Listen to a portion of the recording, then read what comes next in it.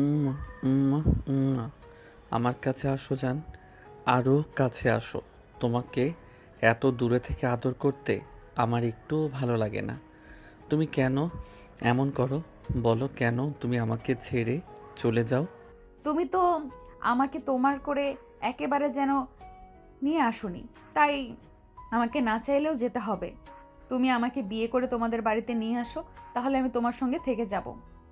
উফ জান, দেখো না, আমার আব্বু হিটলারের বাচ্চাকে সেই কবে থেকে বলছি আমাকে বিয়ে করিয়ে দিতে। হিটলারের বাচ্চা কোনোভাবেই রাজি হচ্ছে না। আমি কি করব বলো? তোমাকে ছাড়া থাকতে আমার একটুও ভালো লাগে না। তাই তো হিটলারের বাচ্চাকে বারবার বলছি তোমাকে আমার কাছে এনে দিতে। জান, তুমি তাড়াতাড়ি তোমার বাবার সঙ্গে কথা বলো না। তোমাকে ছাড়া থাকতে আমার একটুও ভালো লাগে না। তুমি কেন এটা বুঝতে পারো না? আমি তো সেই কবে থেকে হিটলারের বাচ্চাকে বোঝানোর চেষ্টা করছি, কিন্তু হিটলারের বাচ্চা বলে আমি নাকি এখনও ছোট রয়ে গেছি। জান, তুমি বলো, আমি কি এখনও এত ছোট যে তোমাকে বিয়ে করে সংসার করতে পারবো না? আরে না জান, তুমি যে কি বলো না। তুমি ছোট থাকলে আমাকে এত সুন্দর করে আদর করো কিভাবে? তুমি এখন যথেষ্ট বড় হয়েছো, তাই তো বলছি। তুমি তোমার আব্বুকে বলে আমাকে বিয়ে করে তোমাদের বাড়িতে নিয়ে এসো। আমারও তোমাকে ছাড়া থাকতে অনেক বেশি কষ্ট হয়। এভাবেই কথা চলছিল আমাদের গল্পের নায়ক নায়িকা দুজনের মধ্যে। ঠিক তখনই কেউ একজন হঠাৎ করে আমাদের গল্পের নায়ক আয়ান এর মুখের উপর পানি ঢেলে দেয়। আয়ান ঘুম থেকে লাফিয়ে ওঠে আর বলতে থাকে, এই, কে এখানে? কে এভাবে আমার মুখের উপর পানি ঢেলে দিল? আমার বউটাকে কত সুন্দর করে আদর করছিলাম, আর সেটার 12টা বাজিয়ে দিল। তবে রে হারামজাদা, দাঁড়া, তোর ফাজলামো আমি বের করছি। প্রতিদিন সকালবেলা তোর এসব ফাজলামো আর ভালো লাগে না। তুই কবে মানুষ হবি? তখনই আয়ান বিছানার দিকে তাকিয়ে দেখে তার বউ উধাও হয়ে গেছে। তখনই সে কান্না করে দিয়ে বলতে থাকে, তোমরা আমার সাথে কি শত্রুতা শুরু করেছো আমি তো সেটাই বুঝতে পারছি না। প্রতিদিন সকালবেলা আমার বউটা আমার কাছে আসে, কত সুন্দর করে আমার সঙ্গে গল্প করে, আর তখনই তোমাদের এসে আমার বউটাকে তাড়িয়ে দিতে হবে? কেন এমন করো বলো তো? আরে হারামজাদা, ঘুম থেকে ওঠ। আজ তোর ভার্সিটিতে প্রথম দিন। রিয়া সে কখন থেকে তোর জন্য অপেক্ষা করছে। তাড়াতাড়ি করে বিছানা থেকে উঠে তৈরি হয়ে আয়। আরে আম্মু, সত্যি তো আজ ভার্সিটিতে আমার প্রথম দিন। এটা তো আমার একদমই মনে ছিল না। তুমি আরও আগে কেন আমাকে ডেকে দিলে না? আরে হারামজাদা, আমি সেই কখন থেকে তোকে ডাকতেছি, কিন্তু তোর তো ঘুম থেকে ওঠার কোনো নামগন্ধ নেই। এটা তো আর নতুন কিছু নয়। যখন কলেজে পড়বি তখনও প্রতিদিন সকালবেলা ঘুম থেকে উঠে তোকে মিনিমাম 10 বার ডাকাডাকি করতে হতো, তারপর তোর ঘুম ভাঙতো। আরে আম্মু, তুমি এভাবে কেন বলছো? তখন আমি কলেজে পড়াশোনা করতাম, আর এখন আমি ভার্সিটিতে উঠেছি। এখন তো আমাকে একটু সময় জ্ঞান মেনে চলতে হবে। তাছাড়া আজ ভার্সিটিতে আমার প্রথম দিন, সবার সঙ্গে পরিচয় হওয়ারও তো একটা ব্যাপার স্যাপার আছে। সেটা তুমি কেন বুঝতে পারছো না? আরে হারামজাদা, এসব কথা বলা বন্ধ করে তাড়াতাড়ি বিছানা থেকে নেমে তৈরি হয়ে নিচে আয়। তা না হলে সত্যিই ভার্সিটি যেতে তোর লেট হয়ে যাবে। এই কথা শুনে আয়ান তাড়াহুড়ো করে বিছানা থেকে নেমে ওয়াশরুমে চলে যায়। আর তারপর ফ্রেশ হয়ে এসে তাড়াতাড়ি করে তৈরি হয়ে নাস্তার টেবিলে চলে আসে। ততক্ষণে রিয়া তৈরি হয়ে ড্রয়িং রুমে বসে আয়ানের জন্য অপেক্ষা করছে। আয়ান তখন তাড়াতাড়ি করে নাস্তা শেষ করে নিল আর তারপর বাসা থেকে বের হলো। এদিকে তখন রিয়া আয়ানকে বলতে লাগলো, কি রে, ওই হারামজাদা, এদিকে হেঁটে কোথায় যাচ্ছিস তুই? বাইক নিয়ে আয়। কলেজে যাওয়ার সময় তো বাইকে করেই যেতি, তাহলে আজ ভার্সিটিতে তোর প্রথম দিন বাইকে করেই যা। হ্যাঁ আপু, এটা তো তুই একদম ঠিক কথাই বলেছিস। আসলে আমি ভুলেই গিয়েছিলাম। তুই একটু দাঁড়া, আমি চাবিটা নিয়ে আসি। এ বলে আয়ান তাড়াহুড়ো করে বাড়ির ভেতরে ঢুকে গেল আর তারপর বাইকের চাবি নিয়ে বাইকটা বের করলো আর তারপরে রিয়াকে নিয়ে ভার্সিটির উদ্দেশ্যে রওনা দিল। প্রায় 15 মিনিটের মতো সময় লাগলো ভার্সিটিতে এসে পৌঁছাতে। ক্যাম্পাসের একপাশে বাইকটাকে পার্ক করে তারপরে রিয়া আয়নকে নিয়ে তার ক্লাসরুমের দিকে যাচ্ছিল। তখনই পিছন থেকে রিয়ার বান্ধবী তাকে ডাক দেয়। কি রে দোস্ত, ওইদিকে কোথায় যাচ্ছিস? আর তোর সঙ্গে এই ছেলেটাকে? গলার আওয়াজ শুনেই আয়ন পিছন ফিরে তাকায়, আর পিছন ফিরে তাকিয়ে সে একদম হয়তো বন্ধ হয়ে গেছে। সেটা কাকে দেখছে? এটা তো সেই মেয়েটা যাকে সে প্রতিদিন স্বপ্ন দেখে, যে মেয়েটা প্রতিদিন সকালবেলা ঘুম ভাঙতে তাকে ছেড়ে চলে যায়। আয়ন তখনই দৌড়ে গিয়ে মেয়েটার সামনে দাঁড়ালো আর মেয়েটার দিকে অপলক দৃষ্টিতে তাকিয়ে রইল। এদিকে ততক্ষণ রিয়া সেখানে এসে পৌঁছায়, আর তারপরে আয়নের মাথায় একটা থাপ্পড় দিয়ে বলতে থাকে। ওই হারামজাদা, তোকে আমি তোর ক্লাসরুমের দিকে নিয়ে যাচ্ছিলাম, তুই দৌড়ে এখানে কেন চলে আসলি? আর নদীর দিকে এভাবে কেন তাকিয়ে আছিস? পেয়ে গেছি আপু, পেয়ে গেছি। আমি আমার বউকে খুঁজে পেয়ে গেছি। এই, কি হয়েছে তোর? তোর কি মাথা খারাপ হয়েছে নাকি? কি পাগলের মতো কথা বলছিস? আরে আপু, আমি কোনো পাগলামি করছি না, যা সত্য তাই বলছি। আমি আমার বউকে খুঁজে পেয়ে গেছি। সব কিছুর একটা লিমিট আছে, তুই কিন্তু সত্যি সত্যিই লিমিট ক্রস করে ফেলছিস। এখন কিন্তু সত্যি সত্যি মাইর খাবি, এটা আমি তোকে বলে দিলাম। তুই ভার্সিটিতে অ্যাডমিশন নিয়েছিস বলে যে অনেক বড় হয়ে গেছিস, এটা কিন্তু কখনোই মনে করিস না। আরে আপু, আমি সত্যি বলছি, একদম ফাইজলামও করছি না। এই দেখো, আমার চোখের সামনে দাঁড়িয়ে আছে এই মেয়েটাই সেই মেয়েটা যাকে আমি প্রতিদিন স্বপ্নে দেখি, যে প্রতিদিন আমার ঘুমের মধ্যে এসে আমাকে আদর করে, তারপর বিকালবেলা ঘুম ভাঙার আগেই আমাকে ফেলে রেখে চলে যায়। এ বলে হাতে আঙ্গুল উঁচিয়ে নদীর দিকে তাকিয়ে থাকে আয়ন। আর তখনই রিয়া ঠাস করে একটা চর বসিয়ে দেয় আয়নকে আর বলতে থাকে।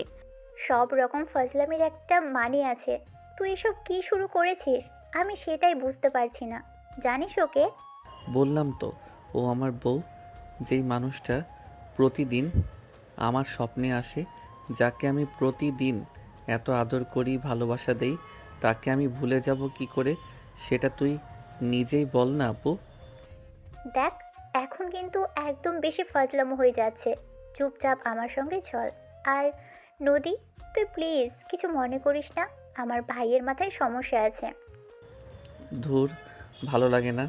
তুই অবশেষে আমাকে আমার ভালোবাসার মানুষের কাছে পাগল প্রমাণ করে দিলি।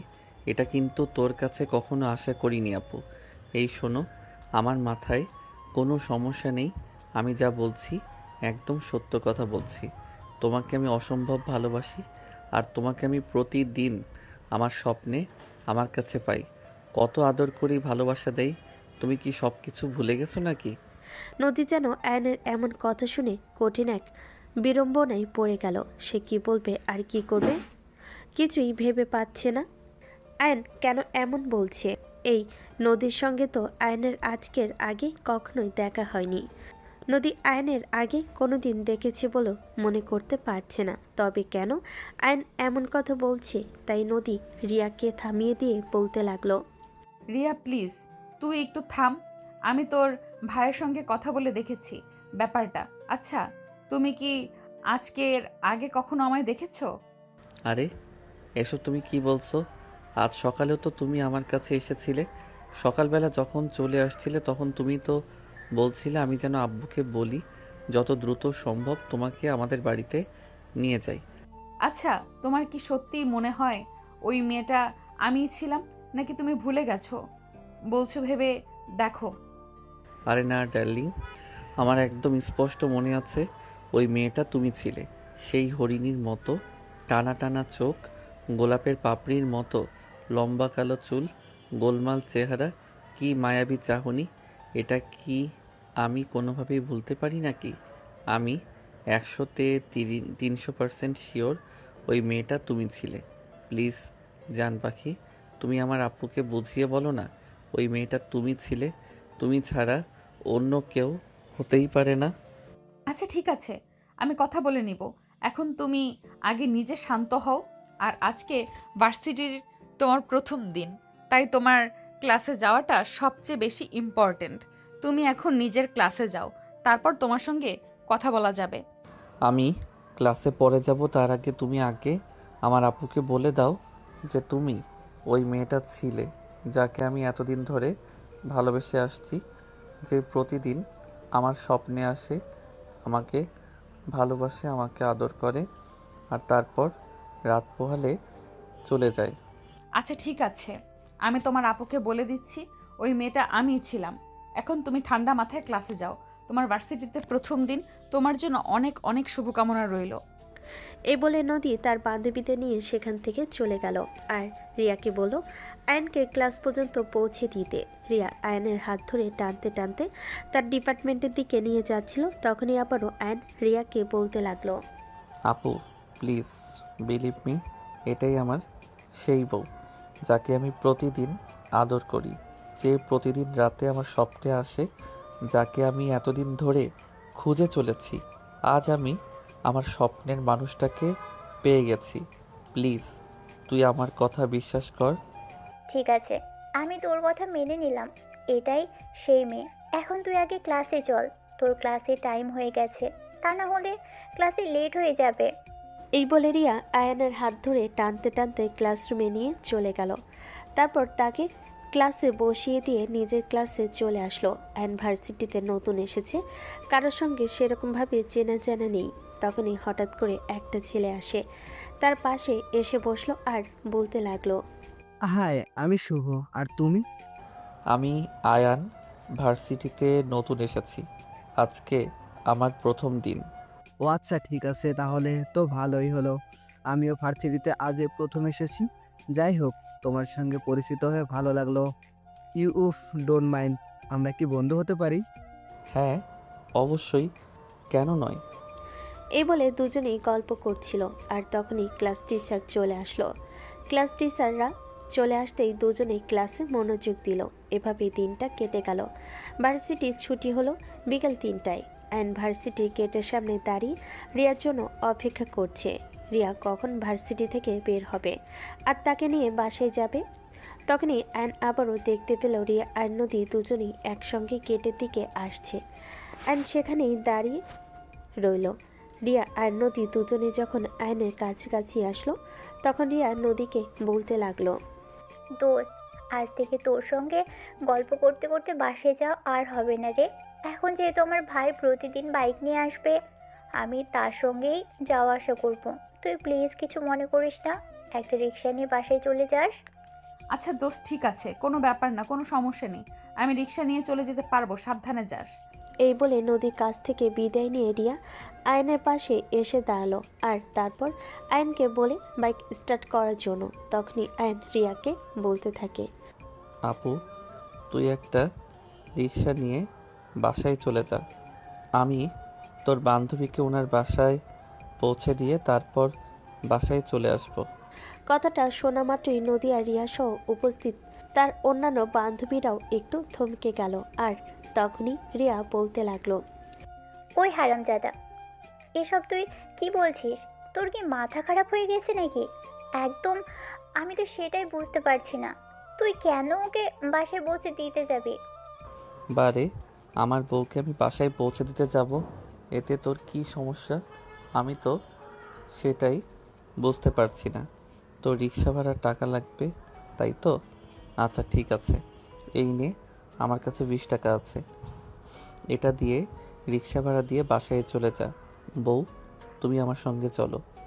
এ বলে আয়ন নদীর হাত ধরে টান দিয়ে বাইকে উঠিয়ে নেওয়ার চেষ্টা করছিল। আর তখনই নদী আয়নকে উদ্দেশ্য করে বলতে লাগলো, আর এসব তুমি কি করছো?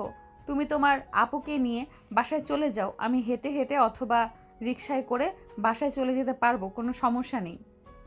আরে বউ, আমার বাইক থাকতে তুমি হেঁটে হেঁটে কেন বাসায় যাবে?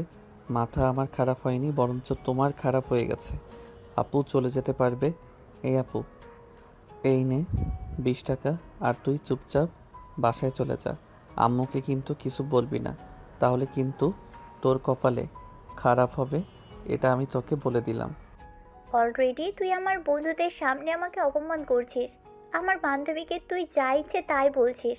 আমি কিন্তু আর কিছু সহ্য করব না। এখন সত্যি বলছি, মায়ের খাবি। এই বউ, তুমি চলো তো আমার সঙ্গে। আমার বোনের ফাইজলামো মার্কা কথাবার্তা শোনার কোনো ইচ্ছে আমার নেই। এখানে যতক্ষণ দাঁড়িয়ে থাকো ততক্ষণ আমার বোন প্যাচাল করতেই থাকবে, আর এইসব প্যাচাল শোনার কোনো ইচ্ছে আমার নেই। দেখো আয়ান, তুমি তোমার মাথা ঠান্ডা করো।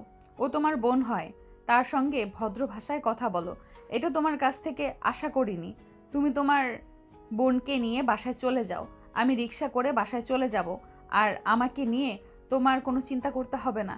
তুমি ভুলে যেও না আমি তোমার বোনের বান্ধবী, তোমার বড় বোনের মতোই। আরে তুমি আমার বড় বোনের বান্ধবী, বড় বোন নাও, এই বিষয়টা তুমি কেন বুঝতে পারছো না? কেন তালগোল পাকিয়ে ফেলছো? আমি তোমাকে ভালোবাসি আর তুমি আমাকে ভালোবাসো, এটাই তো চিরন্তন সত্য, তাই নয় কি? তুমি ভুল ভাবছো, তোমার চিন্তা ভাবনা একদমই সঠিক না। জেনে বোঝার চেষ্টা করো। তুমি আমার চাইতে ছোট। তাছাড়া আমি আগে কখনোই তোমাকে দেখিনি। তোমার সঙ্গে সেভাবে আমার কোনো পরিচয় নেই। তাহলে তুমি কেন এসব ফাজলামো মার্কা কথাবার্তা বলছো? ও দেখো, একদম আবার মেজাজ খারাপ করো না বলে দিচ্ছি। আমি কোনো ফাইজলামো করছি না, যা সত্য তাই বলছি। তুমি আমার স্বপ্ন দেখার সেই মেয়েটি, যাকে আমি অসম্ভব রকম ভালোবাসি, যে প্রতিদিন আমার স্বপ্নে আসে, যাকে জড়িয়ে না ধরলে রাতে আমার ঘুম আসে না। তাহলে আমি কেন মিথ্যে বলতে যাব তোমাকে, বলো শুনি? রিয়া বন্ধুদের সামনে এসব কিছু আর সহ্য করতে না পেরে আয়নের গালে ঠাস করে একটা চর বসিয়ে দেয়, আর তারপরই বলতে থাকে। তুই একদম লিমিট ক্রস করে ফেলেছিস। আজ চল বাসায়, আব্বুকে বলে তোর এমন অবস্থা করব যেটা তুই কল্পনাও করতে পারবি না। নদী, আই অ্যাম সো সরি দোস্ত। আমার ভাইয়ের এরকম ব্যবহারের জন্য সত্যি আমি দুঃখিত। এমন কিছু করবে এটা আমি কোনোদিন কল্পনাও করিনি। যদি আমি জানতাম আমার ভাই এমন কিছু করবে, তাহলে আমার ভার্সিটিতে ওকে কখনোই অ্যাডমিশন করাতাম না। ইটস ওকে দোস্ত, কোনো ব্যাপার না। ছোট মানুষ বুঝতে পারেনি, ওকে একটু বুঝিয়ে বলিস বাসায় গিয়ে, তাহলে ও সবটা বুঝতে পারবে। আমি তাহলে আসছি, তোরা চলে যাস। এই বলে নদী তার বন্ধুদের নিয়ে সেখান থেকে চলে গেল। আর এদিকে আয়ন তখন রিয়াকে মেজাজ দেখিয়ে বলতে লাগলো। তুই আমার বোন নাকি শত্রু আমি তো সেটাই বুঝতে পারছি না। তুই কেন আমার বউয়ের সামনে আমাকে এভাবে ছোট করে দিলি? এটা কিন্তু তোর কাছ থেকে কখনো আশা করিনি। হয়েছে হয়েছে, এবার চুপচাপ বাসায় চল, তা না হলে কিন্তু আরও খাবি বলে দিলাম। হুম। এই বলে রিয়া আয়নের বাইকের পিছনে উঠে বসলো। আয়নের ইচ্ছে না থাকা সত্ত্বেও বাইক স্টার্ট করতে হলো। আর তারপর এই দুজনে বাড়িতে চলে আসলো। বাড়িতে এসে রিয়া চিৎকার চেঁচামেচি শুরু করে দিল। তার চিৎকার শুনে তার আম্মু দৌড়ে ড্রয়িং রুমে চলে আসলো। আর তখনই রিয়া তার আম্মুকে উদ্দেশ্য করে বলতে লাগলো। আম্মু, এই হারামজাদাটা যখন জন্ম হয়েছিল তখন লবণ খাইয়ে মেরে ফেলতে পারলে না, তাহলে তো আর আজ এই দিন দেখতে হতো না। এমন কথা শুনে আয়নের আম্মু রিয়াকে বলতে লাগলো। আরে বাবা, কি হয়েছে? তুই এমন পাগলের মতো আচরণ কেন করছিস? কি হয়েছে সেটা তো আমাকে খুলে বল।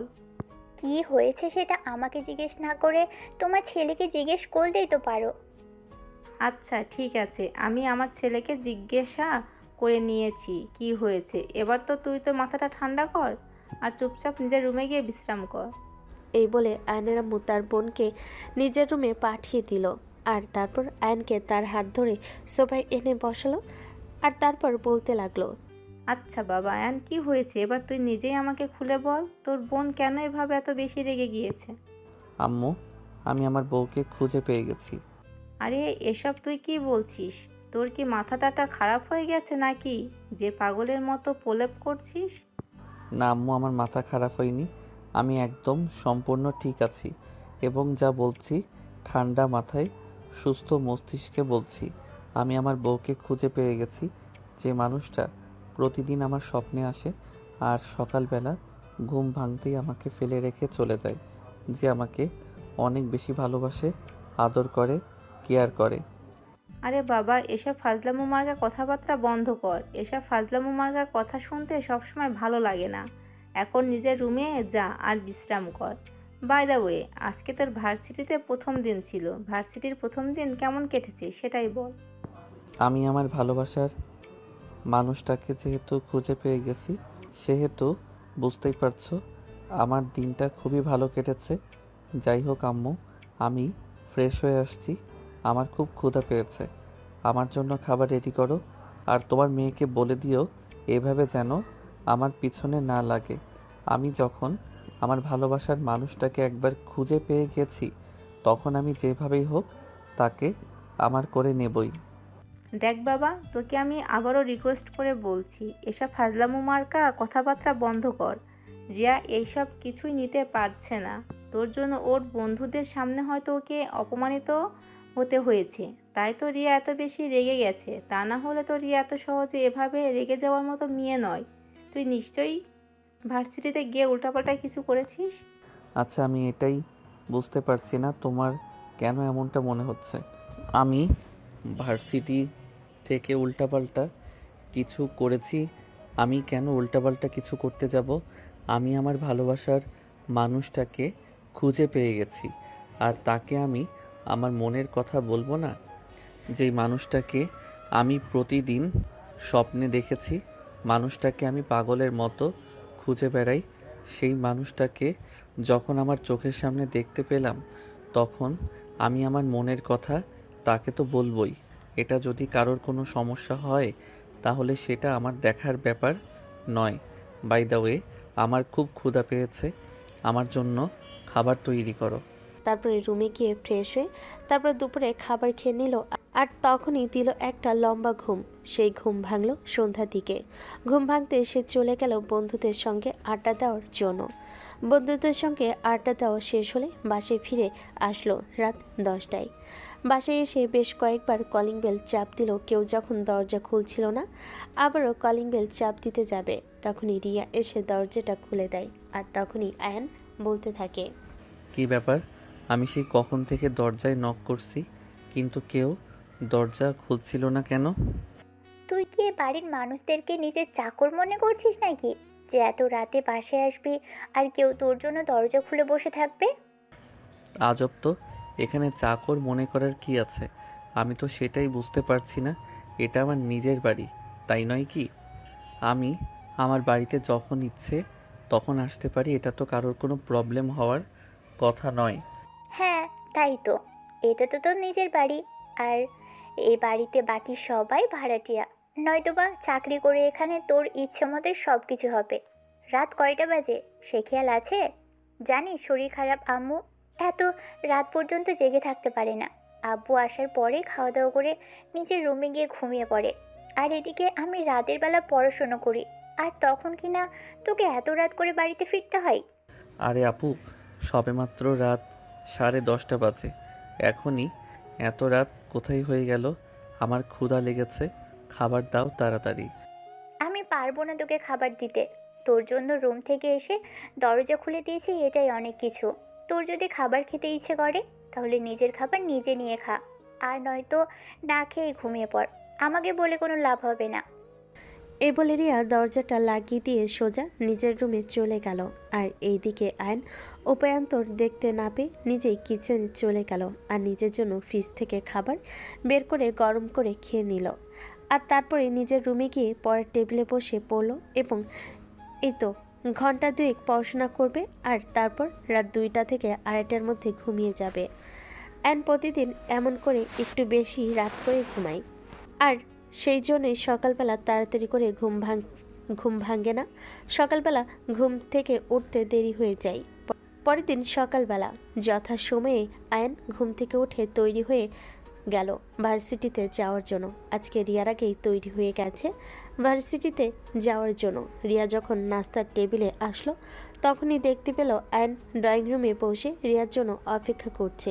এটা দেখে রিয়া আয়ানকে বলতে লাগলো, ও মা গো মা, আজ সূর্য কোন দিকে উঠেছে আমি তো সেটাই বুঝতে পারছি না। আম্মু, আম্মু কোথায় তুমি? তোমার ছেলে কোন সকালে ঘুম থেকে উঠে গেছে সেটা কি তুমি টের পেয়েছো? তখনই কিচেন থেকে আয়নেরা রিয়াকে উদ্দেশ্য করে বলতে লাগলো, আরে এসব তুই কি বলছিস? তোর কি মাথা খারাপ হয়ে গেছে নাকি? আয়ান এত সকালে ঘুম থেকে উঠে নাকি? আমি তো আরও ভাবছি রান্না শেষ করে তারপর ঘুম থেকে ডেকে তুলতে যাব। আম্মু, আমার মনে হয় আজ থেকে তোমার চাকরিটা শেষ হয়ে গেছে। আজ থেকে আর তোমার ছেলেকে তোমার ঘুম থেকে ডেকে তুলতে হবে না। তোমার ছেলে নিজেই দায়িত্ব নিয়ে সকাল সকাল ঘুম থেকে উঠে গেছে। কথাটা শুনে আয়নের আম্মু কিচেন থেকে বের হয়ে ড্রয়িং রুমের দিকে আসলো, আর তখনই দেখতে পেল আয়ন ড্রয়িং রুমে বসে আছে। এটা দেখে আয়নের আম্মু বলতে লাগলো, ওরে বাবা, এ তো দেখছি আজ সত্যি সত্যি সূর্য অন্যদিকে উঠে গেছে। তা বাবা, আজ এত সকাল সকাল ঘুম থেকে ওঠার কারণটা কি সেটা জানতে পারি? আমি সত্যিই বুঝতে পারছি না তোমরা এভাবে আমার সঙ্গে ইয়ার্কি কেন করছো। আমি এখন ভার্সিটির স্টুডেন্ট, এখন কি আর আমার দেরি করে ঘুম থেকে উঠলে চলবে নাকি? এখন তো আমাকে প্রতিদিন সকাল সকালে ঘুম থেকে উঠতে হবে। এটা তোমরা কেন বুঝতে পারছো না? আমরা বুঝতে পারছি তুমি ভার্সিটির স্টুডেন্ট, কিন্তু এর পিছনে তুই ভার্সিটিতে পড়াশুনো করিস সেটা কারণ নাই। কারণ অন্য কিছু একটা, যেটা আমি এবং আম্মু দুজনে খুব ভালোভাবেই বুঝতে পারছি। দেখ, তুই গতকাল আমার বন্ধুদের সামনে আমাকে যথেষ্ট অপমান করেছিস, আর তোর জন্য আমার বন্ধুদের সামনে অপমানিত হতে চাই না। তাই তোকে রিকোয়েস্ট করে বলছি, এসব ফাজলামো মার্কা কর্মকাণ্ড বাদ দে। আমি আর এসব কিছু সহ্য করতে পারছি না। দেখো আপু, আমি কোনো রকম কোনো ফাইজলামও করছি না, যা সত্য তাই বলছি। আমি তোর বান্ধবী মানে নদীকে সত্যি অনেক বেশি ভালোবাসি। আর নদী আমার স্বপ্নে দেখা সেই মেয়েটা, যাকে আমি কোনো দিন কোনোভাবেই বলতে পারবো না। তার জন্য যদি আমাকে ফ্যামিলিকে ছাড়তে হয়, তাহলে আমি দ্বিতীয়বার চিন্তা করব না। আমি আমার ফ্যামিলিকে ছেড়ে দেব, কিন্তু আমার ভালোবাসার মানুষকে আমি কখনোই ছাড়তে পারবো না। শুনলে তো আম্মু, তুমি তোমার ছেলের কথা এবার নিজেই চিন্তা করো। কেমন কালসাপ তুমি এতদিন ধরে বসে আসছো, যে কিনা আমাদের মান সম্মান এভাবে মাটির সঙ্গে মিশিয়ে দেবে। দুনিয়াতে মেয়ের অভাব পড়েছে নাকি যে তার এখন আমার বান্ধবীর সঙ্গে প্রেম করতে হবে, যে কিনা তার চাইতে 2 বছরের সিনিয়র? দেখো আপু, এখানে জুনিয়র সিনিয়র কোনো ব্যাপার না। আমি ওকে ভালোবাসি, সে আমার ভালোবাসা। আমি কবে থেকে তাকে পাগলের মতো খুঁজতেছি, কিন্তু কোথাও খুঁজে পাচ্ছি না। আমার স্বপ্নের পরীটা যে তোর ভার্সিটিতে রয়েছে, এটা তো আমি জানতামই না। যদি জানতাম তাহলে কবেই তোর ভার্সিটিতে চলে যেতাম আমার পরীটাকে কাছে পাওয়ার জন্য। কিন্তু কথায় আছে না, আল্লাহ যার সহায় তাকে বান্দা তার কোনো ক্ষতি করতে পারে না। আল্লাহ আমার সহায় ছিল বলেই তো আমি আমার ভালোবাসার মানুষটাকে খুঁজে পেয়েছি। তার জন্য আল্লাহর কাছে লাখো কোটি শুকরিয়া। এই কথা বলতে বলতে আয়ন নাস্তার টেবিলে গিয়ে বসলো, আর তারপরে তার আম্মু তাকে নাস্তা এনে দিল। আজ এই প্রথমবার দুই ভাই বোন একসঙ্গে বসে নাস্তা করছে। এটা কখনোই সম্ভব হয় না। প্রতিদিন রিয়া আগে নাস্তা করে বাসা থেকে বের হয়ে যায়, আর তারপরে আয়ন ঘুম থেকে উঠে নাস্তা করে কলেজে যায় বা অন্য কিছু করে। আয়নের বাবা যখন সকালবেলা নাস্তার টেবিলে আসলো, তখন তিনি আয়নকে নাস্তার টেবিলে দেখে চমকে যান আর বলতে থাকেন, ওরে বাবা, আজ সূর্য কোন দিকে উঠেছে যে আমি নাস্তার টেবিলে আমার ছেলেকে দেখতে পেলাম। আমার ছেলে তো সেই সকাল 10টা বাজার আগে কখনো ঘুম থেকে ওঠে না। তবে কি আজ আমি স্বপ্ন দেখছি নাকি? তখন রিয়া টিটকারি মেরে তার বাবাকে বলতে লাগলো, মা বাবা, তুমি স্বপ্ন দেখবে কি করে? তুমি দিনের বেলায় স্বপ্ন দেখতে পারো না। যা দেখছো একদম ঠিকই দেখছো। তোমার ছেলের জীবনে পরিবর্তন এসেছে। আয়ন বুঝতে পারে রিয়া তাকে টিটকারি মেনে কথাটা বলছে, তাই আয়ন বলতে থাকে, দেখো আপু, একদম ভালো হবে না বলে দিচ্ছি। আমার জীবনে পরিবর্তন এসেছে, সেটা তোকে মাইকিং করতে বলা হয়নি, এটা সবাই জানে। বাই দ্য ওয়ে আব্বু, আমি তোমার পুত্র বধূকে খুঁজে পেয়ে গেছি। এখন শুধু আমার বউটাকে আমার কাছে এনে দাও। আমি তোমাকে এটা বলার জন্যই আজ এত সকাল সকাল ঘুম থেকে উঠেছি। অবাক দৃষ্টিতে তাকায় আয়নের আম্মু, আর তারপরে তিনি আয়নকে বলতে থাকেন, দেখো, সব কিছুর একটা লিমিট থাকে। তুমি কিন্তু একদম লিমিট ক্রস করে ফেলছো। তুমি তোমার বাবার সামনে বসে কথা বলছো, এটা কি তুমি ভুলে যাচ্ছ নাকি? আম্মু, আমি এই কথা কেন ভুলে যাব? একদম ভুলে যাইনি। আমার সব কিছু একদম স্পষ্ট মনে আছে। আমি তোমাদের একমাত্র ছেলে। আমি তোমাদেরকে না জানিয়ে কোনো কিছু তো করতে পারি না, তাই সব কিছু আগে থেকে তোমাদেরকে জানিয়ে রাখছি। এখানে আমার তো কোনো ভুল নেই, তাই নয় কি? আমি আজ অফিস থেকে ফিরে এসে তোমার সঙ্গে কথা বলবো সকালবেলা। আমি আমার মুড নষ্ট করতে চাই না, তাই আমি তোমার কথার কোনো উত্তর দিলাম না। এই বলে আয়নের বাবা নাস্তা শেষ করে কারোর সঙ্গে কোনো কথা না বলে বাসা থেকে বের হয়ে চলে গেলেন। আর এইদিকে আয়ন নাস্তা শেষ করে ভার্সিটির জন্য রওনা দিল। মাঝপথে আসতেই রিয়া আবারও আয়নকে বলতে লাগলো, দেখ ভাই, তোকে রিকোয়েস্ট করে বলছি, কাল যা করেছিস করেছিস, আজকে ভার্সিটিতে গিয়ে আর এমন কিছু করিস না। দেখ ভাই, তোকে রিকোয়েস্ট করে বলছি, কাল যা করেছিস করেছিস, আজকে ভার্সিটি থেকে আর এমন কিছু করিস না। বন্ধুদের সামনে আমাকে আর অপমান করিস না। আমি এসব কিছু আর সহ্য করতে পারবো না। প্লিজ ভাই, তোকে আমি রিকোয়েস্ট করে বলছি, তুই লক্ষ্মী ভাইয়ের মতো আমার কথাটা শুনে নিস। তুইও লক্ষ্মী বোনের মতো আমার কথাটা শুনে নে। এইসব কথা আমাকে বলে কোনো লাভ হবে না, কারণ আমি একজন মানুষকে ভালোবাসি, তাকে আমি আমার ফ্যামিলির জন্য হারিয়ে ফেলতে চাই না। কারণ ফ্যামিলির ভালোবাসা ফ্যামিলির জায়গায়, তার মনের মানুষের ভালোবাসা মনের মানুষের জায়গায়। ছোট জায়গাকে আলাদা করে দেখার চেষ্টা করো প্লিজ। তুই বোন হয়ে আমার ভালোবাসার মধ্যে ঢুকে যাস না। আমি বুঝতে পারছি না তোর মাথায় কি ঢুকেছে। তুই কেন এসব পাগলের মতো কথাবার্তা বলছিস? কেন এমন করছিস? প্লিজ ভাই আমার, এমন করিস না। আর অপমান করিস না আমার বন্ধুদের সামনে। আমি তোর বন্ধুদের সামনে তোকে কোনো অপমান করতে চাই না। ইভেন তোকে কোনো অপমান করার কোনো ইচ্ছা আমার নেই। কিন্তু তুই যদি আমার ভালোবাসার মাঝখানে চলে আসিস, তাহলে হয়তো আমাকে এমনটা করতে হবে যে আমার ফ্যামিলিকে আমাকে ভুলে যেতে হবে। তুই আমার বোন, সেটা আমাকে ভুলে যেতে হবে। এছাড়া আমার হাতে অন্য কোনো উপায় থাকবে না, সেটা তুই বোঝার চেষ্টা কর। তার মানে তুই মনে মনে এটাই ঠিক করে নিয়েছিস যে আমার কোনো কথাই শুনবি না? তোর যেটা ভালো লাগে তুই সেটাই করবি, তাই না? আচ্ছা ঠিক আছে, তবে আমিও তোকে আর কিছুই বললাম না। তবে একটা কথা মনে রাখিস, দিন শেষে যত যাই কিছু করিস না কেন, তুই কিন্তু নদীকে কখনো পাবি না। কারণ তার বয়ফ্রেন্ড আছে, সে অলরেডি একটা ছেলের সঙ্গে সম্পর্কে আছে। দেখ আপু, তুই আমার বোন, তাই তোকে এখনও যথেষ্ট সম্মান এবং ভালোবাসা দিয়ে কথা বলছি। কিন্তু তুই আমার ভালোবাসার মানুষের সম্পর্কে এমন বাজে কথা একদম বলিস না। আর হ্যাঁ, তোকে একটা কথা বলে রাখি, ওর যদি একটা না 10টা বয়ফ্রেন্ড থাকে, তাতেও আমার কিছু যায় আসে না। আমিও যদি চাঁদেও চলে গিয়ে থাকি, সেখান থেকেও তাকে নিয়ে আসার ক্ষমতা রাখে। আমার সব কিছুই একটাই কথা, আমার ভালোবাসার মানুষটাকে আমি আমার করে পেতে চাই। সেটা যেভাবেই হোক আর যে কোনো কিছুর বিনিময়ে হোক না কেন, তাতে আমার কোনো কিছুই যায় আসে না।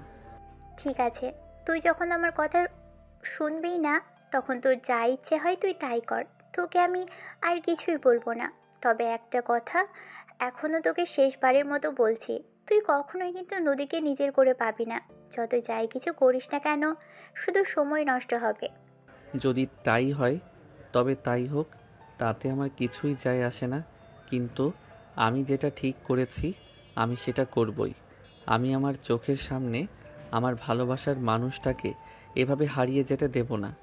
যাকে এত সাধনার পর খুঁজে পেয়েছি, তাকে তো আমি কোনোভাবেই এভাবে হারিয়ে যেতে দিতে পারি না।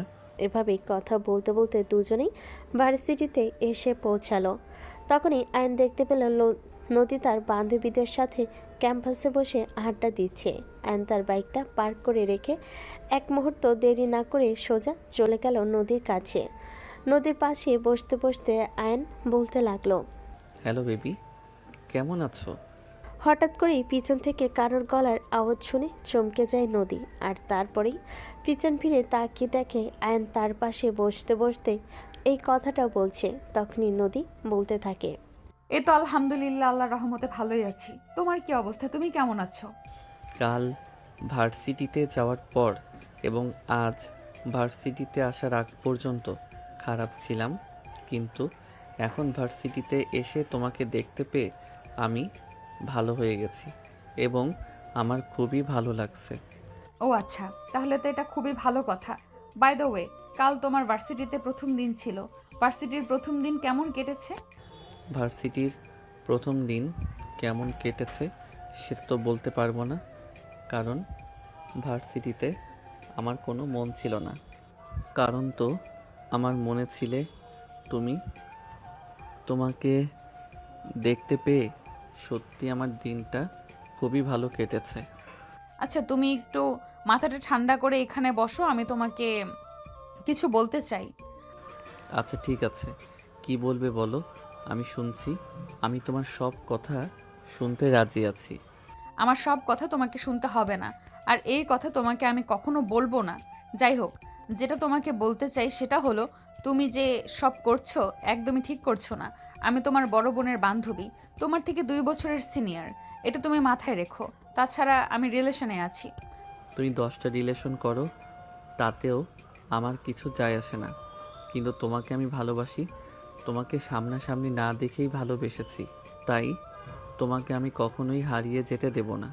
কারণ তুমি আমার কল্পনার রানী, যে আমার সামনে না থেকেও, আমার কাছে না থেকেও আমাকে অসম্ভব রকম ভালোবেসেছে, আমাকে ভালোবাসতে শিখিয়েছে। তাকে তো আমি কখনোই ভুলে থাকতে পারবো না। প্লিজ আয়ান, লক্ষ্মী ভাই আমার, এমন করে না। তুমি বোঝার চেষ্টা করো, তুমি আমার ছোট ভাইয়ের মতো। তোমার সাথে কখনোই আমার এই সব কিছু করা সম্ভব না। তুমি যদি আমার চাইতে বয়সে বড় হতে, তাহলে না হয় বিষয়টা ভেবে দেখা যেত, কিন্তু এটা এখন কোনোভাবেই সম্ভব নয়। তাই প্লিজ, আমি তোমাকে রিকোয়েস্ট করে বলছি, এইসব চিন্তা ভাবনা মাথা থেকে ছেড়ে ফেলে দাও। I am so sorry my dear sweetheart, এটা কোনোভাবেই সম্ভব নয়। কারণ আমি তোমাকে ভালোবাসি, আর জীবনে একজনকেই মন থেকে ভালোবাসা যায়, কিন্তু কখনো তাকে মন থেকে মুছে ফেলা যায় না বা ভুলে যাওয়া যায় না। ভালোবাসা সবার জীবনে একবারই আসে, আর সেটাকে ধরে রাখতে জানতে হয়। যদি কোনো মানুষ তার ভালোবাসাকে ধরে রাখতে না পারে, তাহলে সেটা ওই মানুষটার জীবন থেকে একবার হারিয়ে গেলে আর কখনো ফিরে আসে না, আর সেটার জন্য সারা জীবন বসে বসে আফসোস করতে হয়। কিন্তু আমি এমনটা করতে পারবো না। আমি যাকে ভালোবাসি সারা জীবন তাকে আমি আমার করেই রাখতে চাই। পৃথিবীর কোনো কিছুর বিনিময়ে আমি তাকে হারানোর চিন্তা করতে চাই না। Riya, I am so sorry দোস্ত। তোর বাইকে বুঝে আমি কোনো কিছু করতে পারবো বলে মনে হয় না। প্লিজ, তুই তোর ভাইকে বোঝানোর চেষ্টা কর, আর আমাকে এভাবে বিরক্ত করতে নিষেধ কর। তুই তো আমার ব্যাপারে সব কিছুই খুব ভালো করে জানিস। একটা ছেলের সঙ্গে আমার বিয়ে ঠিক হয়ে আছে, আমি চাইলেও আমার পক্ষে এসব কিছু করা সম্ভব নয়। তাছাড়া তোর ভাই আমার চাইতে বয়সে ছোট, তাই আমি তোর ভাইয়ের ব্যাপারে ফ্যামিলিতে কোনো কিছুই বলতে পারবো না। ঠিক আছে দোস্ত, তুই কোনো চিন্তা করিস না, আমি দেখছি ব্যাপারটা। আজকে বাড়িতে গিয়ে আমি আব্বু আম্মুকে বলবো, প্রয়োজন হলে ওর ভার্সিটি আসাই বন্ধ করে দিব। আরে দোস্ত, সেরকম কোনো কিছু করিস না, কিন্তু একটু বুঝিয়ে বল যাতে ও ব্যাপারটা বুঝতে পারে। মান সম্মান বলেও তো একটা ব্যাপার আছে। দোস্ত, আমি ওর মতো পাগল নই, আমি সবটা বুঝতে পারছি। তাই তো বলছি, আমি আব্বু আম্মুর সঙ্গে এ ব্যাপারে কথা বলবো, তারপর দেখি তারা আমাকে কি বলে। আয়ান, এখন তুই চুপচাপ নিজের ক্লাসে চল। দেখ আপু, কাউকে কোনো কিছু বলে কোনো লাভ হবে না। তুই আব্বু আম্মুকে বলিস আর যাকেই বলিস না কেন, তাতে আমার কিছুই যায় আসে না। কিন্তু আমি যাকে ভালোবাসি তাকে আমি আমার করে পেতে চাই, এটাই সবচাইতে বড় কথা। তারপর হচ্ছে পৃথিবীর বাকি সব কিছু। এই মানুষটাকে কতদিন ধরে নিজের বুকে আগলে রেখেছি, যে মানুষটাকে আমি পাগলের মতো খুঁজে বেরিয়েছি, তাকে যখন আমি আমার কাছে পেয়ে গেছি, তখন তো তাকে হারানোর কোনো প্রশ্নই ওঠে না। এদিকে রিয়া তখন আয়নকে জোর করে টানতে টানতে ক্লাসরুমের দিকে নিয়ে গেল, আর তারপর ক্লাসরুমে পৌঁছে গিয়ে সেখান থেকে চলে আসলো। এভাবে কেটে গেল সেদিনের দিনটা। ভার্সিটি ছুটি হওয়ার পর বাসায় আসতেই আজকে রিয়া গতকালকে নাই চিৎকার করতে শুরু করলো, আর তার আম্মু আবারও তার চিৎকার শুনে দৌড়ে ড্রয়িং রুমে চলে আসে আর মেয়েকে জিজ্ঞাসা করতে থাকেন, কি ব্যাপার, কি হয়েছে? তুই আজ আবার অভাবে চিৎকার করছিস কেন? আমি নিজেও জানি না আমি কেন এভাবে চিৎকার করছি। আমার তো কপালটাই খারাপ যে আমি এখন এমন একটা ফ্যামিলিতে জন্ম নিয়েছি, আর তোমার ছেলের মতো একটা ভাই আমার আছে। সেখানে আমি চিৎকার না করে কিভাবে থাকতে পারি সেটা তোমরাই আমাকে বলো। আরে বাবা, আমি তো গতকালকে বুঝিয়ে বলেছিলাম সবটা, কিন্তু আজকে আবার কি এমন করেছে যার জন্য তোমাকে এভাবে চিৎকার করতে হচ্ছে? তোমার ছেলে আজ আবারও ভার্সিটিতে গিয়ে একই কাজ করেছে। কেন তোমার ছেলে এরকম শুরু করেছে? ও কি আমাকে ভার্সিটিতে পড়াশুনো করতে দেবে না নাকি? দেখো, আমার মন মেজাজ এমনিতেই খারাপ। তোমরা আর খারাপ করো না, তাহলে কিন্তু খারাপ কিছু হয়ে যাবে। আমি এটা বলে দিলাম। ঠিক আছে, তুই রুমে যা, তোর বাবা বাড়িতে আসুক, আমরা দুজন মিলে ওর সঙ্গে কথা বলবো, তারপর দেখি কি হয়। আমি বুঝতে পারছি না আমার ছেলেটা কেন এসব পাগলামি শুরু করেছে, কেন তার মাথায় এইসব কুবুদ্ধি ঢুকেছে, কেন সে এরকম করছে, কিছুই বুঝতে পারছি না। এই বলে আয়নের আম্মু রিয়াকে তার নিজের রুমে পাঠিয়ে দিল। তারপর আয়নের কোনো কথা না বলে নিজের রুমে চলে গেল। আর তার বাবা বাসে আসে রাত 8টায়। তারপরে আয়নের আম্মু তার বাবাকে সব কিছু খুলে বলল। আয়নের বাবা সব কিছু শুনে আয়নকে নিজের রুমে ডেকে নিলেন আর তারপর বলতে লাগলেন, তুমি এসব কি শুরু করেছো? আমি এসব কি শুনছি? তোমাকে ভার্সিটিতে ভর্তি করানো হয়েছে পড়াশোনা করার জন্য, এসব ফাজলামো করার জন্য নয়। তোমাকে শেষবারের মতো বলছি, এসব ফাজলামো বন্ধ করে দাও, তা না হলে কিন্তু তোমার ভার্সিটিতে যাওয়া বন্ধ হয়ে যাবে।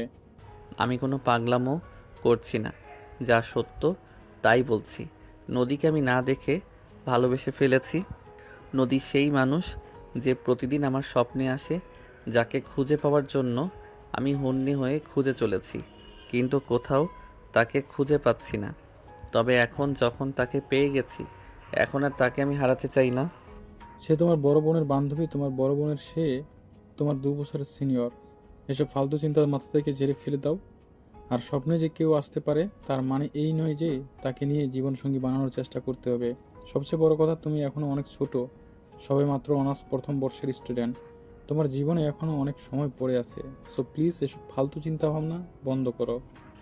আমি কোনো ফালতু চিন্তা করছি না বাবা, আমি যা সত্য তাই বলছি। আমি নদীকে ভালোবাসি, আর তাকে না পেলে আমি আমার এই জীবন রাখবো না। এটাই শেষ কথা। কারণ ভালোবাসা জীবনে একবার আসে, বারবার আসে না। জীবনে ভালোবাসাকে ধরে রাখতে হয়, তাকে ছেড়ে দিলে হারিয়ে ফেলতে হয়, আর কখনোই ভালোবাসা খুঁজে পাওয়া যায় না। দেখো, ফাজলামের একটা লিমিট আছে, তুমি কিন্তু তার লিমিট ক্রস করে ফেলছো। আমি তোমার বাবা, আর তুমি আমার সামনে দাঁড়িয়ে কথা বলছো, এটা অন্তত ভুলে যেও না। তুমি আমার বাবা, আর সেই জন্যই তোমার সঙ্গে এই কথাগুলো বলছি। কারণ আমি যাকে ভালোবাসি, যাকে আমি আমার নিজের জীবন সঙ্গী হিসেবে পেতে চাই, সেটা জানা তোমারও খুব জরুরি প্রয়োজন। তাই তোমাকে বলা, কারণ আমি আমার ভালোবাসার মানুষটাকে আমার পরিবারের সঙ্গে একসাথে পেতে চাই। আমি চাই না আমার ভালোবাসার মানুষের জন্য আমার পরিবারের সঙ্গে আমার সম্পর্ক খারাপ হোক। দেখলে তো বাবা, এবার তো তুমি নিশ্চিত যে তোমার ছেলের মাথায় সমস্যা হয়েছে। তোমার ছেলেকে ডক্টর দেখাও, তা না হলে আমি সত্যি কথা বলছি, কখন যে তোমার ছেলের মাথা আমি ফাটিয়ে ফেলবো তার কিন্তু কোনো ঠিক ঠিকানা নেই। তখন কিন্তু আবার তুমি আমাকে দোষ দিতে পারবে না। ঠিক আছে রিয়া, তোমাকে এসব ব্যাপারে কোনো চিন্তা করতে হবে না, আমি দেখছি কি করা যায়। আয়ান, কাল থেকে তোমার ভার্সিটিতে যাওয়া বন্ধ। যেদিন থেকে তুমি মানসিকভাবে সুস্থ হতে পারবে সেদিন থেকেই তুমি ভার্সিটিতে যাবে, তার আগে কোনোভাবেই নয়। তোমরা যত যাই কিছুই করো না কেন, আমাকে আটকে রাখতে পারবে না, এবং আমাকে কোনোভাবেই আমার ভালোবাসার মানুষের থেকে আলাদা করতে পারবে না। আমার যদি আমার ভালোবাসার মানুষকে পাওয়ার জন্য সারা পৃথিবীর সঙ্গে লড়তে হয়, আমি তার জন্য প্রস্তুত আছি। আমি পিছুপা হব না। ভালোবাসা পাওয়ার জন্য আমি সব রকম রিস্ক নিতে রাজি। এ বলে আয়ন তার বাবার রুম থেকে বের হয়ে চলে গেল। আর এদিকে রিয়া তার বাবাকে উদ্দেশ্য করে বলতে লাগলো, বাবা, এবার তো তুমি বুঝতে পেরেছো তোমার ছেলের মাথায় সমস্যা হয়েছে। তোমার ছেলের জন্য আমার বন্ধুদের সঙ্গে আমাকে অপমানিত হতে হয়েছে। আর যদি তোমার ছেলের জায়গায় অন্য কেউ থাকতো, তাহলে আমি এমন কিছু করতাম যেটা তোমরা কল্পনাও করতে পারছো না। কিন্তু তোমাদের একমাত্র আদরের ছেলে বলে কথা, তাই সম্পূর্ণ বিষয়টা তোমাদেরকে আগে জানালাম। এখন তোমরা কি করবে সেটা তোমাদের ব্যক্তিগত ব্যাপার। তবে তোমার ছেলেকে যেন আমি আমার ভার্সিটিতে আর না দেখি। নদী, তুমি তোমার রুমে যাও, এ ব্যাপারটা আমরা দেখি। আমরা তোমাদের মা বাবা, আমরা তো এখনো বেঁচে আছি, তাই তোমার এত চিন্তা করার কোনো কারণ নেই। আয়াব ছোট মানুষ, ও ভুল করতে পারে, কিন্তু তার মানে এই নয় যে আমাদের সেই ভুলটাকে বিশাল কিছু করে দেখতে হবে। তার ভুল শুধরে দেওয়া আমাদের দায়িত্ব। রিয়া তখন আর কোনো কথা না বলে নিজের রুমের দিকে চলে গেল। আর এ থেকে পরের দিন সকালবেলা ঘুম থেকে উঠে যাওয়ার জন্য তৈরি হবে, তখনই আয়নের আম্মু বলল, আয়ান, তোমাকে ভার্সিটিতে যেতে হবে না। তোমার বাবা তোমাকে ভার্সিটিতে যেতে না করেছে। কিন্তু কেন? কেন সেটা তুমি খুব ভালো করে জানো, তাই প্লিজ তর্ক করো না। যেটা বলছি সেটাই করো। তোমার বাবা তোমাকে ভার্সিটিতে যেতে নিষেধ করেছে। তোমরা কি আমাকে তোমাদের হাতের খেলার পুতুল পেয়েছো নাকি? আমি তো সেটাই বুঝতে পারছি না। যখন আমি অন্য ভার্সিটিতে ভর্তি হতে চেয়েছিলাম তখন তোমরা আমাকে জোর করে তোমাদের মেয়ের সঙ্গে একই ভার্সিটিতে ভর্তি করিয়েছো, আর এখন কি না, যখন আমি আমার স্বপ্নের সেই মানুষটাকে পেয়ে গেছি, এখন তোমরা বলছো আমাকে এই ভার্সিটিতে যেতে হবে না, আমি যেন অন্য ভার্সিটিতে পড়াশোনা করি, কিন্তু এটা কখনোই হবে না। দেখো, এখানে একদম বেশি হয়ে যাচ্ছে। একদম তর্ক করবে না বলে দিচ্ছি। তোমাকে যেটা বলা হয়েছে সেটাই করো। তোমার আজ থেকে ভার্সিটিতে যেতে হবে না। ভার্সিটিতে যাওয়া বন্ধ। আমরা তোমাকে অন্য ভার্সিটিতে ভর্তি করানোর ব্যবস্থা করছি। আমি তোমাদের হাতের খেলার পুতুল নই। তোমাদের যখন যেটা ভালো লাগবে তোমরা সেটাই করবে। আমি ভার্সিটিতে যাচ্ছি। এই বলে আয়ন তার আম্মুর কথাকে কোনোরকম পাত্তা না দিয়ে বাসা থেকে বের হয়ে গেল সকালে নাস্তা না করে। আর এদিকে রিয়া তখনই নাস্তার টেবিলে আসে নাস্তা করার জন্য। আয়নকে নাস্তার টেবিলে দেখতে না পেয়ে রিয়া তার আম্মুকে জিজ্ঞেস করে, আম্মু, কি ব্যাপার? কাল তো এত সকাল সকাল তোমার ছেলে ঘুম থেকে উঠে গেছিল, আজকে ঘুম থেকে এখনো ওঠেনি নাকি? অনেকক্ষণ আগে ঘুম থেকে উঠে গেছে আর বাসা থেকে বের হয়ে গেছে। তখনই সিঁড়ি দিয়ে নামছিল আয়নের বাবা। আর এই কথা শুনে আয়নের বাবা বলতে লাগলেন, বাসা থেকে বের হয়ে গেছে মানে? তোমার ছেলেকে ভার্সিটিতে পাঠানোর কোনো প্রয়োজন নেই, কিন্তু তারপরেও কেন তুমি তোমার ছেলেকে ভার্সিটি পাঠালে? আমি তোমার ছেলেকে ভার্সিটিতে পাঠাইনি, তাই দয়া করে আমার সঙ্গে এসব গলা উঁচু করে কোনো কথা বলো না। আমি তোমার ছেলেকে অনেকবার নিষেধ করেছি ভার্সিটিতে যাওয়ার জন্য, কিন্তু তোমার ছেলে আমার কোনো কথাই শুনেনি। সে নিজে নিজেই বাসা থেকে বের হয়ে চলে গেছে আমি কোনো কথা বলার আগেই। তাই আমাকে কথা শুনিয়ে কোনো লাভ নেই। যদি নিজের ছেলেকে একটু কথা শোনাতে পারবে তাহলে আজ এই দিনটা দেখতে হতো না। একটা মাত্র ছেলে বলে কত আদর দিয়ে মাথায় তুলে ফেলেছো, এখন বোঝো ঠেলা। হ্যাঁ, সেটাই তো। এখন দেখতে পাচ্ছি ছেলেকে একটু বেশি আদর দিয়ে বাদর বানিয়ে ফেলেছি, যেটা আমাদের উচিত হয়নি। আমাদের উচিত ছিল ছেলেকে ছোটবেলা থেকেই একটু কড়া শাসনে রাখার, তাহলে হয়তো আজ এই দিন দেখতে পেত না। যাই হোক, আমি দেখছি ব্যাপারটা কি করা যায়। এই বলে আয়নের বাবা নাস্তার টেবিলে বসে গেল নাস্তা করার জন্য। আর তখনই রিয়া রাগে ফুসফুস করতে করতে বলতে লাগলো, আমি তোমাদেরকে আগেই বলেছিলাম তোমার ছেলেকে আমার ভার্সিটিতে ভর্তি করানোর প্রয়োজন নেই, কারণ তোমার ছেলের ক্যারেক্টারের সমস্যা আছে। তোমার ছেলের জন্য আমাকে কখনো না কখনো বিপদে পড়তে হবে। কিন্তু তখন তো তোমরা আমার কথা শুনলে না। তোমরা বলেছিলে আমার ভার্সিটিতে ভর্তি করাতে সময়ের সাথে সাথে সব কিছু ঠিক হয়ে যাবে, কিন্তু এখন আমি বুঝতে পারছি তখন তোমাদের কথা শুনে আমি জীবনের সবচাইতে বড় ভুলটা করেছি। তোমার ছেলেকে যদি আমাদের ভার্সিটিতে ভর্তি না করাতাম তাহলে হয়তো আজ আমাকে এই পরিস্থিতির সম্মুখীন হতে হতো না। বন্ধুদের সঙ্গে আমাকে ছোট হতে হয়েছে। কেন বলো? শুধুমাত্র তোমার ছেলের জন্য। তোমার ছেলে যদি এসব আকাম কুকাম না করতো তাহলে বন্ধুদের সামনে আমাকে ছোট হতে হতো না। নদীর সঙ্গে আমার কতদিনের বন্ধুত্বের সম্পর্ক, আর এখন তোমার ছেলের জন্য সবটা নষ্ট হতে চলেছে। তোমার ছেলেকে যদি মানুষ বানাতে না পারো তাহলে ভার্সিটিতে পাঠানোর কোনো প্রয়োজন নেই। এই বলে নাস্তাটা করেই বাসা থেকে বের হয়ে গেল। আর এদিকে আয়ন বাসা থেকে বের হয়ে সোজা ভার্সিটির ক্যাম্পাসে চলে আসে আর অপেক্ষা করতে থাকেন নদীর জন্য। নদী কখন ভার্সিটিতে আসবে আর কখন তাকে দেখবে, তার সাথে একটু কথা বলবে। তাকে বেশি সময় অপেক্ষা করতে হলো না। প্রায় 10 মিনিট পরেই নদী ভার্সিটিতে চলে আসলো। নদী ভার্সিটিতে গেট দিয়ে ভিতরে প্রবেশ করছিল। আর তখনই আয়ন তার সামনে দাঁড়ালো আর বলতে লাগলো, ওহে মায়াবতী, যার মায়াতে আমি পড়েছি তাকে না দেখেই কল্পনাতে তাকে এঁকেছি। বারবার তার ছবি আমার দুটি চোখের পাতায় সবসময় ভেসে থাকে। তাকে আমি ভুলে যাই কি করে বলো? আয়ান, তুমি যেটা করছো সেটা কিন্তু একদমই ঠিক নয়। তুমি প্লিজ আমাকে ভুলে যাও এবং এই সব ফাজলামো মার্কা কর্মকাণ্ড বাদ দাও। দেখো তুমি আমার জুনিয়র, তুমি আমার সঙ্গে এই সব কিছু করছো, এটা ভার্সিটির সবাই দেখছে এবং আমাদের দুজনকে নিয়ে হাসাহাসি করছে। তুমি সেটা কেন বুঝতে পারছো না? কারণ ভালোবাসা কোনো পাপ নয়, ভালোবাসা নয় কোনো অপরাধ। জীবনে যে কাউকেই ভালোবাসা যায়, কিন্তু চাইলেই যে কাউকে ভুলে যাওয়া যায় না। আমি তোমাকে ভালোবাসি, তোমাকে সামনাসামনি না দেখেই আমি ভালোবেসেছি, কল্পনাতে তোমায় বহুবার রেখেছি। তাই আমি চাইলেও তোমাকে ভুলে যেতে পারবো না। প্রয়োজন হলে আমি আমার এই জীবন দিয়ে দিতে পারবো, কিন্তু তারপরও তোমাকে ভুলে যাওয়া আমার জন্য একেবারেই অসম্ভব। তুমি যদি আমাকে ভুলে যেতে না পারো আর ভার্সিটিতে এসে প্রতিদিন এসব পাগলামো মার্কা কর্মকাণ্ড করতেই থাকো, তাহলে আমাকে অন্য রাস্তা মাপতে হবে। কারণ তুমি পাগল হতে পারো, আমি পাগল নই, আমার মান সম্মান আছে। এই বলে নদী সেখানে আর এক মুহূর্ত না দাঁড়িয়ে সোজা নিজের ক্লাসরুমে চলে গেল। আর ক্লাস শেষ হলে সোজা বাসায় চলে গেল।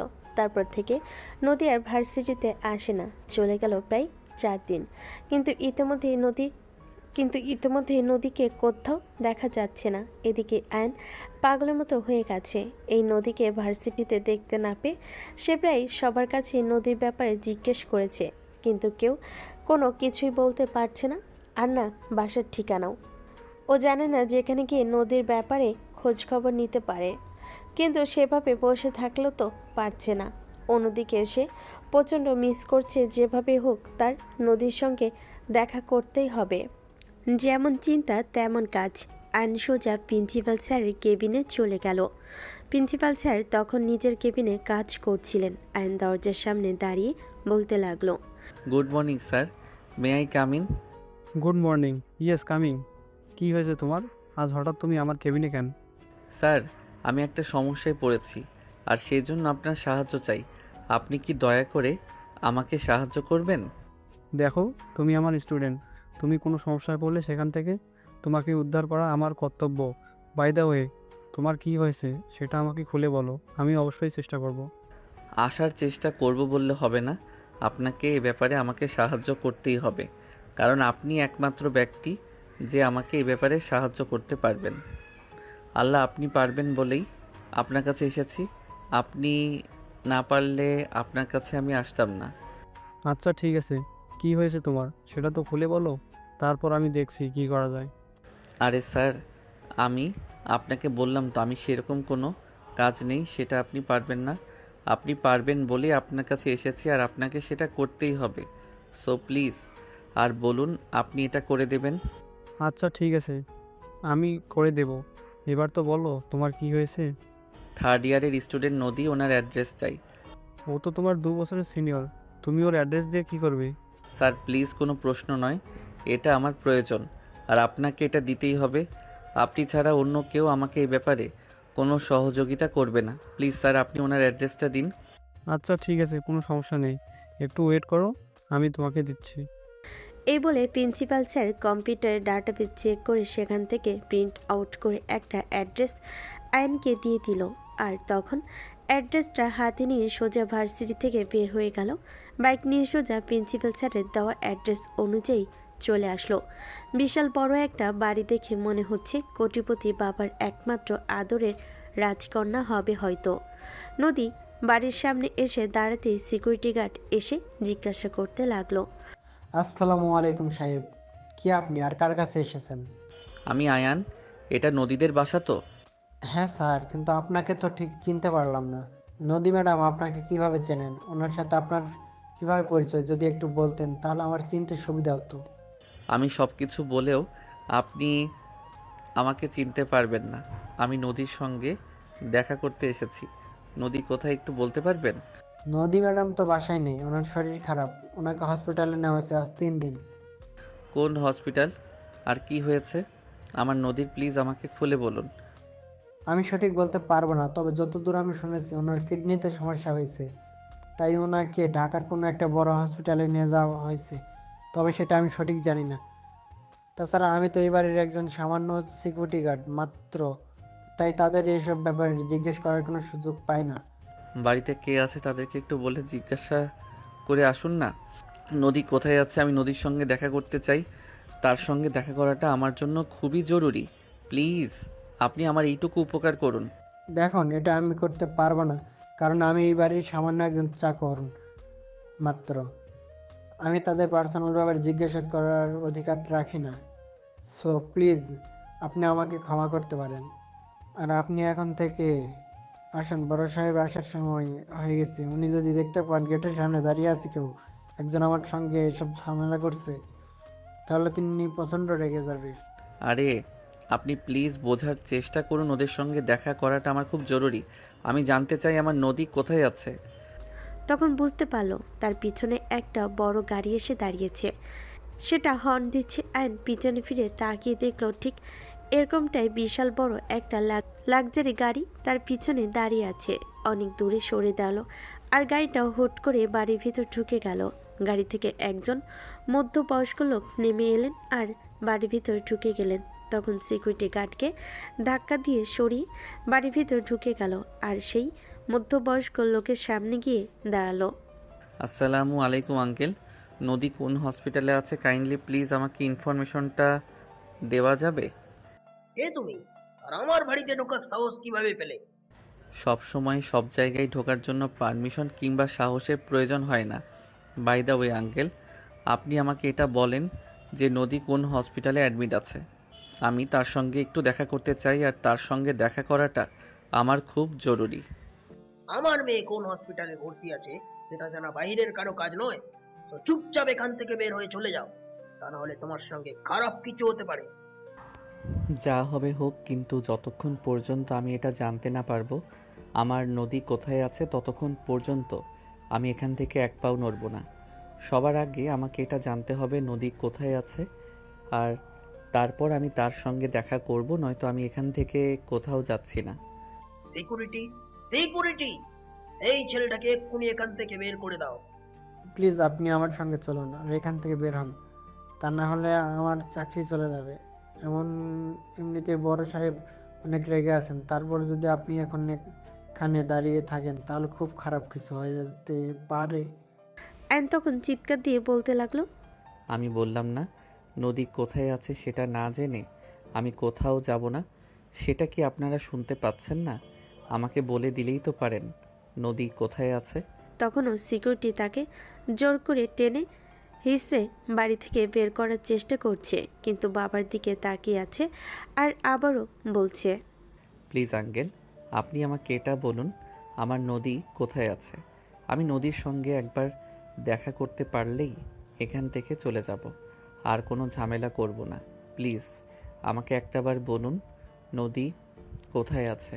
তোমাকে দেখে তো যথেষ্ট ভদ্র ঘরের ছেলে বলেই মনে হচ্ছে, কিন্তু তুমি এভাবে কেন এরকম করছো আমি তো সেটাই বুঝতে পারছি না। তাছাড়া তোমাকে দেখে মনে হয় না যে আমার মেয়ের সঙ্গে তোমার সেই রকম কোনো সম্পর্ক থাকতে পারে, কারণ তোমার চেহারা দেখেই বোঝা যাচ্ছে তুমি আমার মেয়ের চাইতে বয়সে অনেকটাই ছোট হবে। তাহলে কি প্রবলেম বলো শুনি। কোনো প্রবলেম নেই আঙ্কেল, কিন্তু আমি নদীর সঙ্গে কথা বলতে চাই, দেখা করতে চাই, এটাই সবচাইতে বড় কথা। আপনি প্লিজ নদীর অ্যাড্রেস বলুন, নদী কোথায় আছে। ল্যাবেট হসপিটাল, এবং কড়া সিকিউরিটিতে রাখা হয়েছে তাকে। যদি পারো তাহলে দেখা করে এসো। এই বলে নদীর বাবা বাড়ির ভিতরে চলে গেলেন। আর এদিকে আয়ন তখন কোনো কথা না বলে সেখান থেকে সোজা ল্যাবেইড হসপিটালে উদ্দেশ্যে রওনা দেয়। সেখানে পৌঁছে সোজা রিসেপশনে চলে গেল। তখনই রিসেপশনে জিজ্ঞাসা করে নিল নদী কোথায় আছে। নদীর কেবিনের কথা জানতে পেরে অ্যান্ড সেখান থেকে দৌড়ে নদীর কেবিনের দিকে ছুটল, কিন্তু কেবিনের সামনে 4-5 জন কালো শার্ট পরা ছেলে দাঁড়িয়েছিল। অ্যান্ড কিছু বুঝতে পারছিল না, কিন্তু যেভাবেই হোক তাকে নদীর সঙ্গে দেখা করতেই হবে। তাই সে কোনো কথা না বলে কেবিনের দিকে অগ্রসর হচ্ছিল। তখনই সেই লোকগুলো তার সামনে এসে দাঁড়ায় আর তাকে আটকে দিয়ে বলতে থাকে, কে আপনি? কোথায় যাচ্ছেন? কি আপনার পরিচয়? আমি আয়ান, আমি নদীর সঙ্গে দেখা করতে এসেছি। সরি, আমরা আপনাকে চিনতে পারছি না, তাই আপনাকে ম্যাডামের সঙ্গে দেখা করতে দেওয়া যাবে না। আপনি এখন আসতে পারেন। আমি নদীর সঙ্গে দেখা করতে এসেছি, নদীর সঙ্গে দেখা করে তারপরে যাব। এই বলে গার্ডকে ধাক্কা দিয়ে সরিয়ে আয়ন কেবিনের ভিতর ঢুকে গেল। তখনই দেখতে পেল নদী বেডে শুয়ে আছে আয়ন নদীর সামনে গিয়ে দাঁড়ালো আর নদীর নাম ধরে ডাক দিল। নদী, কি হয়েছে তোমার? আয়নের গলার আওয়াজ শুনে নদীর চোখ খুলে তাকালো আর আয়নকে দেখতে পেল। সে মৃদুস্বরে বলতে লাগলো, কি ব্যাপার আয়ান, তুমি এখানে কিভাবে আর কোথা থেকে আসলে? কদিন ধরে তুমি ভার্সিটিতে যাচ্ছিলে না, তারপরও খোঁজ নিয়ে তোমার বাড়ির ঠিকানায় চলে আসি, আর তখনই জানতে পারি তুমি অসুস্থ। হ্যাঁ, হঠাৎ করে অসুস্থ হয়ে গেছে। আগামীকাল আমার অপারেশন, আমার জন্য দোয়া করো। হ্যাঁ, অবশ্যই তোমার জন্য অনেক দোয়া আর শুভকামনা। তোমার অপারেশন সাকসেস করলেই হোক, আর তুমি আমার জীবনে ফিরে আসো। আমি তোমাকে ছাড়া বাঁচব না। জানো এই কয়টা দিন আমার কতটা কষ্ট হয়েছে। তোমাকে আমি পাগলের মতো খুঁজে বেরিয়েছি। এ বলে আয়ন ছোট বাচ্চাদের মতো কান্না করতে থাকে নদীর হাত ধরে। আর তখনই গার্ড ভিতরে চলে আসে। গার্ড তখন নদীকে বলতে থাকে, আই এম সরি ম্যাডাম, আমরা ওকে আটকাতে চেয়েছিলাম কিন্তু আমাদেরকে ধাক্কা দিয়ে সরিয়ে ভিতরে চলে এসেছে এই ছেলে, চলো বাইরে। এই বলে গার্ড যেই না আয়নের হাত ধরতে যাবে তখনই নদী গার্ডকে চোখের ইশারায় বাইরে চলে যেতে বলল। গার্ড তখন কোনো কথা না বলে বাইরে চলে গেল। তখনই নদী আয়নকে বলতে লাগলো, দেখো, তুমি এখানে এসেছো, এটা আমার বাবা জানতে পারলে তোমাকে মেরেই ফেলবে। তুমি চুপচাপ এখান থেকে বের হয়ে চলে যাও, আর এখানে কখনো এসো না। তোমার বাবা আমার কিছুই করতে পারবে না। তোমার বাবার থেকে অনুমতি নিয়ে তারপরেই আমি তোমার সঙ্গে দেখা করতে এসেছি। আমি তোমাদের বাড়িতে গিয়েছিলাম, আর সেখানে তোমার বাবার সঙ্গে দেখা হয়েছে, আর তার কাছ থেকে জানতে পেরেছি তুমি এখানে আছো, তাই তো আমি এখানে চলে এসেছি। আর তুমি বুঝতে পারছো না। আরে তুমি বুঝতে পারছো না, বাবা খুব ভালো করেই জানে তার গার্ডের চোখ ফাঁকি দিয়ে তুমি কখনোই আমার সঙ্গে দেখা করতে পারবে না, আর সেই জন্য তোমাকে এই কথা বলেছে এবং আমার ঠিকানা তোমাকে দিয়েছে। এই নয়তো কখনোই দিত না। তাই আমি তোমাকে রিকোয়েস্ট করে বলছি, এখান থেকে চলে যাও। আমার বাবা যদি জানতে পারে তুমি এখানে এসেছো, তাহলে সত্যি সত্যিই তোমাকে মেরে ফেলবে। মরে গেলে যাব, কিন্তু আমি তোমাকে ফেলে কোথাও যাব না। তোমার এই সময়ে যদি আমি তোমার পাশে থাকতে না পারি, তাহলে আমি তোমাকে কেমন ভালোবাসি সেটা আমাকে বলো। এই মুহূর্তে তোমাকে আমার কোনো প্রয়োজন নেই, বোঝার চেষ্টা করো। আমার ফ্যামিলি আছে আমার পাশে। তাছাড়া তুমি খুব ভালো করেই জানো আমার একটা ছেলের সঙ্গে বিয়ের সম্বন্ধ ঠিক হয়ে আছে, আর সেই ছেলেও যদি জানতে পারে তুমি এখানে এসেছো, তাহলে খারাপ কিছু হয়ে যাবে। আমি চাই না তোমার সঙ্গে আমার জন্য খারাপ কিছু হোক। যা হয় হবে। তোমাকে আমি আমার নিজের জীবনের চাইতেও অনেক বেশি ভালোবাসি। তোমাকে যদি না পাই, তাহলে এই জীবন রেখে আমার কোনো লাভ নেই। তোমাকে না পেলে আমি মরে গেলেও তাতে আমার কিছুই যায় আসে না। দেখো, এখন ফাজলামো করার সময় নয়। এখান থেকে চলে যাও, আর পারলে আমার জন্য দোয়া করো। আমি চাই না আমার জন্য তোমার কোনো ক্ষতি হোক। এই বলে নদী বারবার আয়নকে অনুরোধ করছিল তার কেবিন থেকে বের হয়ে বাইরে যাওয়ার জন্য, কিন্তু অ্যান কোনো কথাই শুনছিল না। সে নদীকে এই অবস্থায় ফেলে রেখে কোনোভাবেই এখান থেকে চলে যাবে না। আর ঠিক তখনই একজন লোক কেবিনের ভিতর প্রবেশ করলো আর আয়ানকে নদীর হাত ধরা অবস্থায় দেখে কোনো কথা না বলে লাথি দিয়ে আয়ানকে চেয়ার থেকে ফেলে দিল। আর তারপরই বলতে লাগলো, এই ছোট লোকের বাচ্চা, তুই আর তোর কত বড় সাহস যে তুই আমার হবু বউয়ের হাত ধরে এখানে বসে বসে প্রেম আলাপ করছিস। এদিকে আয়ান ততক্ষণে নিজেকে সামলে নিয়ে উঠে দাঁড়ায় আর তারপরই ছেলেটার সম্মুখীন হয়ে দাঁড়িয়ে বলতে থাকে, তোমার হবু বউ কিন্তু বউ নয়, এটা মাথায় ঢুকিয়ে নাও। তোমার সঙ্গে বিয়ে হবে এটা ঠিক হয়ে আছে, কিন্তু বিয়েটা হয়ে যায়নি। এই ছোট লোকের বাচ্চা, তোকে এখানে আসার পারমিশন কে দিয়েছে? মুখের ভাষা ঠিক করে তারপর কথা বলেন। আপনি ছোট লোক কাকে বলছেন? টাকা পয়সা আছে বলেই আপনি নিজেকে খুব কিছু মনে করেন নাকি? আর আমি মধ্যবিত্ত ফ্যামিলির ছেলে বলেই আমি ছোট লোক? দেখুন, আমাকে রাগাবেন না, তাহলে এর পরিণাম কিন্তু আপনার জন্যই খারাপ হবে। তখনই নদী আয়নকে উদ্দেশ্য করে বলতে লাগলো, আয়ান প্লিজ, তুমি এখানে ঝামেলা করো না। প্লিজ এখান থেকে চলে যাও বলছি। আমি চাই না তোমার জন্য এখানে কোনো ঝামেলা হোক। আর সাগরও আর আমি শুধুমাত্র বন্ধু, এর চাইতে বেশি কিছু না। তুমি ওর সঙ্গে এরকম আচরণ করতে পারো না। ও তোমার বন্ধু, তাতে কি হয়েছে? ওকে এত বড় সাহস কে দিয়েছে যে তোমার হাতে হাত রেখে এখানে বসে বসে কথা বলবে? সাগর, তুমি কিন্তু এখন ওভার রিয়েক্ট করে ফেলেছো। তুমি ওকে সরি বলো। আরে নদী, তোমার কি মাথা খারাপ হয়ে গেছে নাকি? আমি সরি বলবো, তাও আবার এই ছোট লোকের বাচ্চাটাকে? এটা তুমি ভাবলে কি করে? তোর সরি বলার কোনো প্রয়োজন নেই। তুই চুপচাপ এখান থেকে আমার চোখের সামনে রেখে চলে যা, তা না হলে তুই আমার সঙ্গে যেটা করেছিস সেটা এক্ষুনি তোকে ফেরত দিব।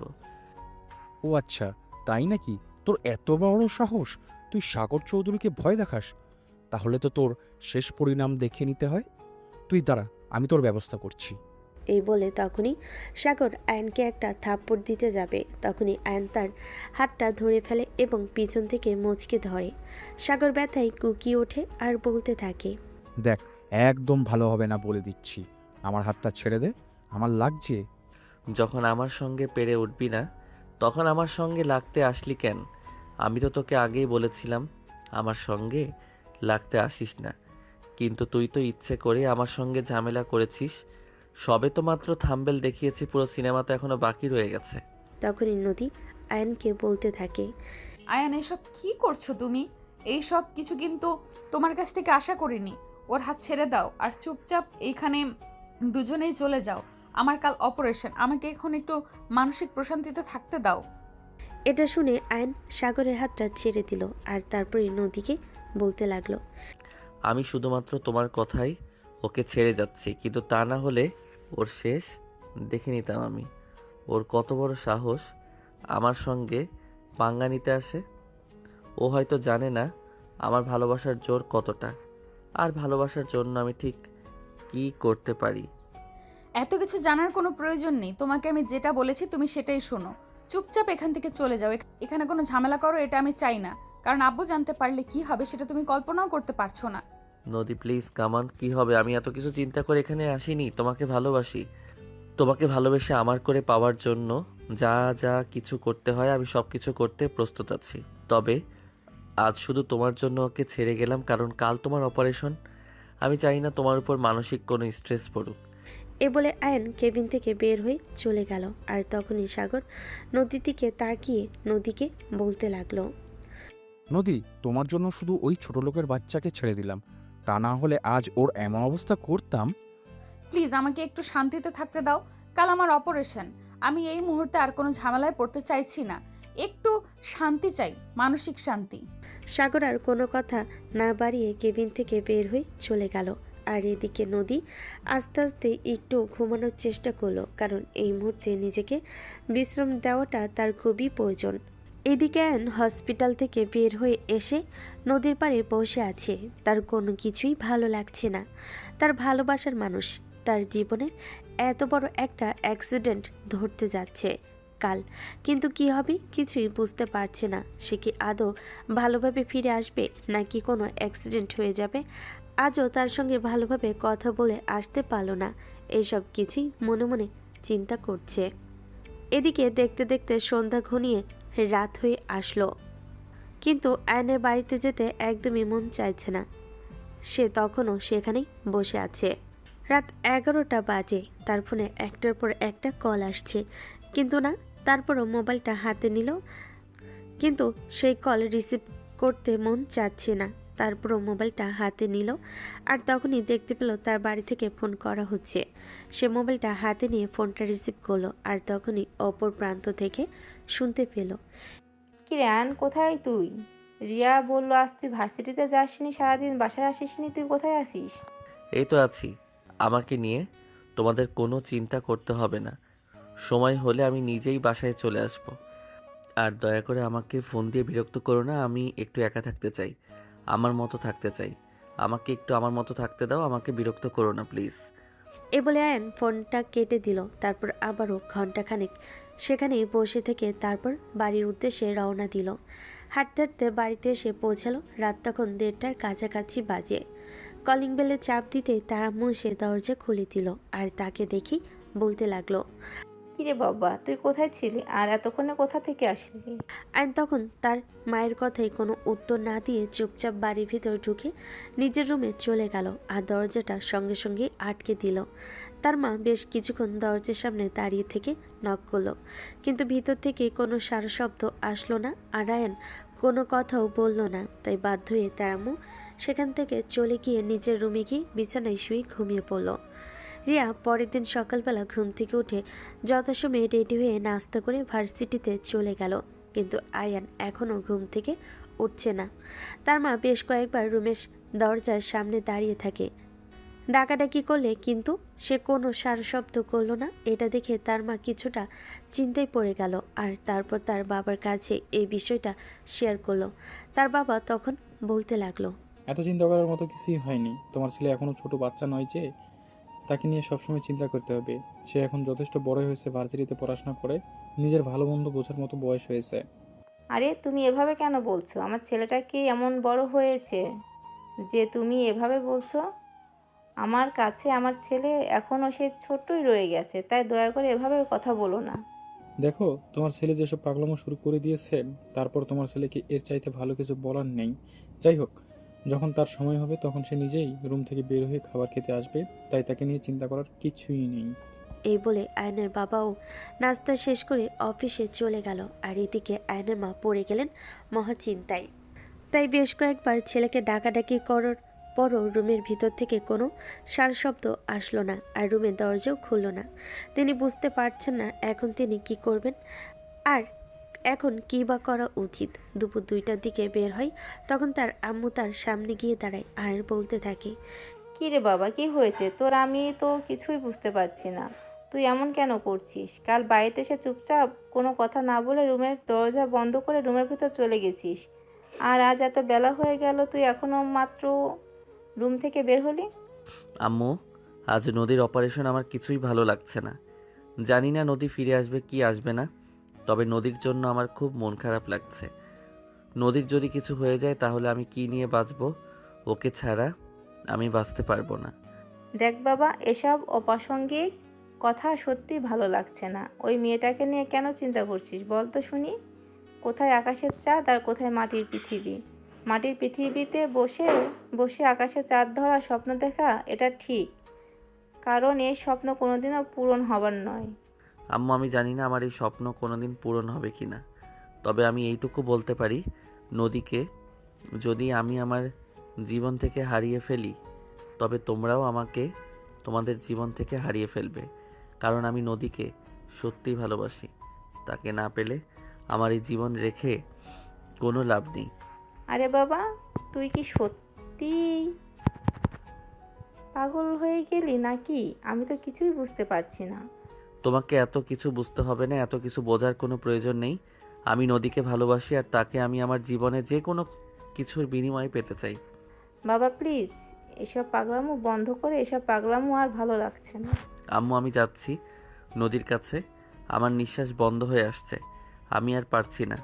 এই বলে আয়ন তার আম্মুকে আর কোনো কথা বলার সুযোগ না দিয়ে বাসা থেকে বের হয়ে গেল। বাইক নিয়ে সোজা হসপিটালে চলে আসলো আর এসেই দেখতে পেল গতকালকের মতো আজকেও আবার সেই লোকগুলো নদীর সামনে দাঁড়িয়ে আছে। আয়ন কোনো কিছু তোয়াক্কা না করে সোজা কেবিনের ভিতর ঢুকে গেল আর নদীকে কেবিনের কোথাও দেখতে পেল না। আয়ন তখন কেবিন থেকে বের হয়ে বাইরে দাঁড়িয়ে থাকা লোকগুলোকে জিজ্ঞেস করলো, নদী কোথায়? ওকে কেবিনে দেখতে পাচ্ছি না কেন? ম্যাডামের অপারেশন শুরু হয়ে গিয়েছে। ম্যাডামকে অপারেশন থিয়েটারে নিয়ে যাওয়া হয়েছে।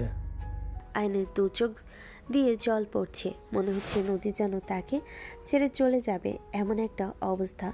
সে নদীর কেবিনের ভিতর ঢুকে গেল আর তখনই সেখানে নামাজে দাঁড়িয়ে গেল। প্রায় 2 ঘন্টা ধরে নদীর অপারেশন চলতে লাগলো আর এদিকে আয়ন তখনও মোনাজাতে বসে আছে। অপারেশন সাকসেস হয় আর নদীকে কেবিনে নিয়ে আসা হয়। নদী তখনও জ্ঞান ফেরেনি। নদীর বাবা নদীর কেবিনে প্রবেশ করে দেখলেন আয়ন এখনও মোনাজাতে বসেই কান্না করছে। নদীর বাবা কিছুটা অবাক হন। নদীকে বেডে শুইয়ে দিয়ে কেবিন থেকে বের হয়ে গেলে আয়ন মোনাজাত শেষ করে উঠে দাঁড়ায়। তখন নদীর বাবা তার সামনে গিয়ে দাঁড়ায়। নদীর বাবা তখন আয়নকে বলল, তুমি এখানে কি করছিলে? তখনই আয়ন ওনার কথায় কোনো উত্তর না দিয়ে উল্টা প্রশ্ন করলো, নদী কোথায় আঙ্কেল? নদী এখন কেমন আছে? Operation success. এই তো, নদীকে কেবিনে শিফট করা হয়েছে, কিন্তু তুমি এখানে কি করছো? আমি এখানে নামাজ পড়ছিলাম, দোয়া করছিলাম আল্লাহ যেন আমার নদীকে আমার কাছে ফিরিয়ে দেয়। আমি বাসায় থাকতে পারছিলাম না, আমার ভীষণ কষ্ট হচ্ছিল ওর জন্য, তাই এখানে চলে আসি। কিন্তু এখানে আসার পর দেখতে পেলাম ওকে অপারেশন থিয়েটারে নিয়ে যাওয়া হয়েছে। আমি নিজেকে আর বেঁধে রাখতে পারছিলাম না, তাই অজু করে এসে আল্লাহর দরবারে আমার ভালোবাসার মানুষটাকে ফিরে পাওয়ার জন্য প্রার্থনা করতে লাগলাম। কথাটা শুনে নদীর বাবা অনেকটা ইমোশনাল হয়ে গেল। তার দু চোখ দিয়ে জল পড়তে লাগলো। যেখানে নিজের বন্ধুর ছেলের সঙ্গে মেয়ের বিয়ে ঠিক করে রেখেছেন, সেখান থেকে একটা ফোন পর্যন্ত আসলো না আজ সকাল থেকে। আর সেখানে কিনা অন্য একটা ছেলে তার মেয়ের অপারেশন যেন সাকসেসফুল হয় সেই জন্য এখানে 2 ঘন্টা ধরে নামাজ পড়ছে আর আল্লাহর কাছে 2 হাত তুলে দোয়া করছে। নদীর বাবা যখন অ্যানকে টান দিয়ে নিজের বুকের সঙ্গে মিশিয়ে নিলেন আর বলতে লাগলেন, বাবা, তুমি সত্যিই মহান। তুমি আমার মেয়ের ভালোবাসা পাওয়ার যোগ্য। আমার মেয়ে সুস্থ হয়ে বাসায় ফিরুক। আমার মেয়েকে যদি কখনো আমি কারো হাতে তুলে দেই, তাহলে তুমিই তাকে পাবে। কারণ তাকে হারানোর ভয়ে তোমাকে কান্না করতে দেখেছি। তাই যাই হয়ে যাক না কেন, পৃথিবীতে আমার মেয়ে তোমার কাছে থাকলে ভালো থাকবে। তুমি তাকে কখনো কষ্ট পেতে দেবে না, এটা আমার বোঝা হয়ে গেছে। তখনই অ্যান নদীর বাবার হাত দুটো ধরে বলতে থাকে, আপনি সত্যি বলছেন আঙ্কেল? নদীকে আপনি আমার সঙ্গে বিয়ে দিবেন? তাহলে আমার জীবন ধন্য হয়ে যাবে। যেই মানুষটাকে আমি স্বপ্নে দেখে ভালোবেসেছি আর ভার্সিটিতে যাওয়ার পর প্রথম দিনই সে আমার চোখে পড়ে গেছে, তাকে আমি এত সহজে হারাতে চাই না। আপনি যদি আমার ভালোবাসার মানুষটাকে আমার হাতে তুলে দেন, তাহলে আমি আপনার কাছে সারা জীবনের জন্য কৃতজ্ঞ থাকব। আসলে আমি চেয়েছিলাম আমার মেয়ের জীবনে একজন সঠিক মানুষ আসুক, এবং একজন পারফেক্ট মানুষ আসুক, যে আমার মেয়েকে অনেক বেশি ভালোবাসবে, সুখে রাখবে, শান্তিতে রাখবে, যে কখনো আমার মেয়েকে কোনো কষ্ট পেতে দেবে না। সেই মানুষটা আমার মেয়েকে হারানোর ভয়ে সবসময় আমার মেয়েকে আঁকলে রাখবে। আরো ভেবেছিলাম টাকা পয়সা থাকলে জীবনে সবকিছু পাওয়া যায়। তাই তো আমি আমার বিজনেস পার্টনার এবং বন্ধুর ছেলের সঙ্গে আমার মেয়ের বিয়ে ঠিক করেছিলাম। আজ সেটার প্রমাণ পেলাম যে টাকা পয়সা দিয়ে কখনো মানুষের ভালোবাসা পাওয়া যায় না। ভালোবাসার জন্য একটা সুন্দর মনের প্রয়োজন, যেটা তোমার আছে। এভাবেই তারা দুজন কথা বলতে থাকে। এরপর দেখতে দেখতে 15 দিন সময় কেটে গেল। এর মধ্যে অ্যান একটি দিনও ভার্সিটিতে যায়নি। দিনের বেশিরভাগ সময় হসপিটালে কাটিয়েছে নদীর কাছে বসে বসে। আজ 16তম দিন। নদীকে হসপিটাল থেকে রিলিজ করা হয়েছে আর বাসায় নিয়ে যাওয়া হবে। নদী আয়নের কাছ থেকে বিদায় নেয় আর তখনই নদীর বাবা আয়নের সামনে এসে দাঁড়িয়ে আয়নের হাত দুটো ধরে বলতে থাকে, বাবা, তা কবে আসবে তোমার মা বাবাকে নিয়ে আমাদের বাড়িতে? আমি তোমাদের বিয়ের কথা পাক্কা করে রাখতে চাই। আঙ্কেল, শুধু বিয়ের পাকা কথা নয়, আপনি চাইলে আমি আমার বউকে আমার কাছে নিয়ে যেতে চাই, কারণ আমি চাই না আমার বউ আমাকে ফেলে রেখে দূরে দূরে থাকুক। তখনই নদীর বাবা একটু মুচকি হাসি দিয়ে আয়নকে বলতে থাকে, আচ্ছা ঠিক আছে, কোনো সমস্যা নেই। তুমি তোমার মা বাবাকে নিয়ে আসো, তাদের সঙ্গে আমি কথা বলি এবং যত দ্রুত সম্ভব তোমাদের বিয়ের ব্যবস্থা করব। এই সব কিছু নিয়ে তোমাকে কোনো চিন্তা করতে হবে না, আমি আছি তো। আমার ওপর তুমি ভরসা করতে পারো। তখনই পাশ থেকে নদী বলতে থাকে, কিন্তু বাবা, সাগরও তো ঝামেলা করবে এই সব কিছু নিয়ে। ওসব নিয়ে তোমাকে চিন্তা করতে হবে না। আজ সারাদিন তুমি হসপিটালে, একটা বারও ওরা তোমার কোনো খবর নিতে আসলো না। আর অপারেশনের দিনও একটা ফোন পর্যন্ত করেনি। ওদের ব্যাপারটা আমি দেখে নেব। এই বলে নদীর পাপা নদীকে নিয়ে বাড়ির উদ্দেশ্যে রওনা দিল আর নদীকে গাড়িতে উঠিয়ে দিয়ে তাদের বাড়িতে চলে আসলো। সেদিন রাতেই আয়নের বাবা বাড়িতে আসলে আয়ন তার বাবা মা দুজনের সঙ্গেই নদীর ব্যাপারে কথা বলে। তারা রাজি হতে না চাইলে এক পর্যায়ে আয়ন তাদেরকে এটা জানিয়ে দেয়, যদি তারা নদীকে এই বাড়ির পুত্রবধূ বানাতে অসম্মতি জানায় তাহলে আয়ন নিজের জীবন শেষ করে দেবে। তাই অবশেষে আয়নের বাবা মা নদীকে নিজেদের বাড়ির পুত্রবধূ হিসেবে মেনে নিতে বাধ্য হন এবং 1 সপ্তাহের মধ্যেই তাদের বিয়ের শুভ কাজ শেষ করেন। হ্যাঁ ভিউয়ার্স, আজকে নদী এবং আয়নের বিয়ের কাজ শেষ হয়েছে। নদীকে লাল টুকটুকে বেনারসিতে সাজিয়ে আয়নদের বাড়িতে নিয়ে আসা হয়েছে। আয়ন বাসর ঘরে বসে অপেক্ষা করছে তার নতুন বইয়ের জন্য। আর তখনই রিয়া নদীকে আয়নের রুম পর্যন্ত পৌঁছে দিয়ে গেল আর বলতে লাগলো, দোস্ত, এটা কিন্তু ঠিক হলো না। তুই আমার বান্ধবী হয়ে আমার ছোট ভাইকে বিয়ে করে নিলি, আর আমি সেই সিঙ্গেল থেকে গেলাম। আই এম সো সরি, কিন্তু দোস্ত, আমার কিন্তু ছোট ভাই নেই। তুই চাইলেও কিন্তু আমার ভাইকে বিয়ে করতে পারবি না। এখন তুই যা এখান থেকে, আর আমার জুনিয়র বরটার সঙ্গে আমাকে রোম্যান্স করতে দে। এই বলে নদী রিয়াকে রুম থেকে বের করে দিয়ে রুমের দরজাটা লাগিয়ে দিল। তখনই আয়ন নদীর সামনে এসে দাঁড়ালো আর নদীর হাত দুটো ধরে বলতে লাগলো, যেন আমার সত্যি বিশ্বাস হচ্ছে না আমি তোমাকে আমার জীবনে পেয়ে গেছি। এখন থেকে আর তোমাকে কল্পনাতে নয়, বাস্তবেই আদর করতে পারবো, জড়িয়ে ধরতে পারবো, সব কিছু করতে পারবো। তাহলে দেরি করছিস কেন? আমার তো তারা সইছে না। কখন তোমার ছোঁয়া পাবো, কখন তোমার আদর পাবো, যেভাবে তুমি স্বপ্নে আমায় আদর করতে। আমার তো এখনই কেমন যেন লাগছে। ও মা, তাই নাকি? তাহলে চলো শুরু করা যাক। এই বলে আয়ন নদীকে টান দিয়ে কোলে তুলে নিল আর ধপাস করে বিছানায় উপর ছেড়ে দিল। তখনই নদী ও মাগো বলে একটা চিৎকার দিতে যাবে, তার আগে আয়ন তার ঠোঁট দুটো নিজের দখলে নিয়ে আলতোভাবে চুমু খেতে লাগলো। নদী আয়নের প্রথম ছোঁয়া পেতেই শরীরের মধ্যে অন্যরকম এক অনুভূতি কাজ করছিল। সে বারে বারে কেঁপে কেঁপে উঠছিল। এটা দেখে আয়ন বলতে লাগলো, আরে কি হলো তোমার? তুমি এমন করছো কেন? জানি না, আমার কেমন যেন লাগছে। আমাকে ছেড়ে দাও, আমাকে একটু ঠিক হতে দাও। আরে না জান পাখি, তোমাকে ছেড়ে দেওয়া যাবে না। তোমাকে তো এখন ঠিক সেইভাবে আদর করব, যেভাবে প্রতিদিন স্বপ্নে তোমায় আদর করতাম। এখন তোমাকে কোনো ছাড়াছাড়ি নেই। এই বলে আয়ন নদীকে নিজের আরও কাছে টেনে নিয়ে তার সারা শরীরে ভালোবাসার আলিঙ্গন দিতে লাগলো। আর নদী বারে বারে কেঁপে কেঁপে উঠছিল, কিন্তু আয়ন একবারের জন্য থেমে নেই। নদী নিজেকে আয়নের থেকে ছাড়ানোর চেষ্টা করলেও আয়ন বারবার তাকে নিজের আরও কাছে টেনে নেয় আর ভালোবাসার উষ্ণতায় উষ্ণিত করতে থাকে। এভাবেই চলতে থাকে তাদের দুষ্টু মিষ্টি ভালোবাসার আদান প্রদান পর্ব। সুপ্রিয় ভিউয়ার্স, আমাদের আজকের গল্প এই পর্যন্ত ছিল। গল্পটা আপনাদের কাছে কেমন লেগেছে ছোট্ট একটা কমেন্ট করে জানাবেন। ভালো লাগলে লাইক, কমেন্ট অ্যান্ড শেয়ার করে আমাদের পাশেই থাকবেন। ধন্যবাদ সবাইকে।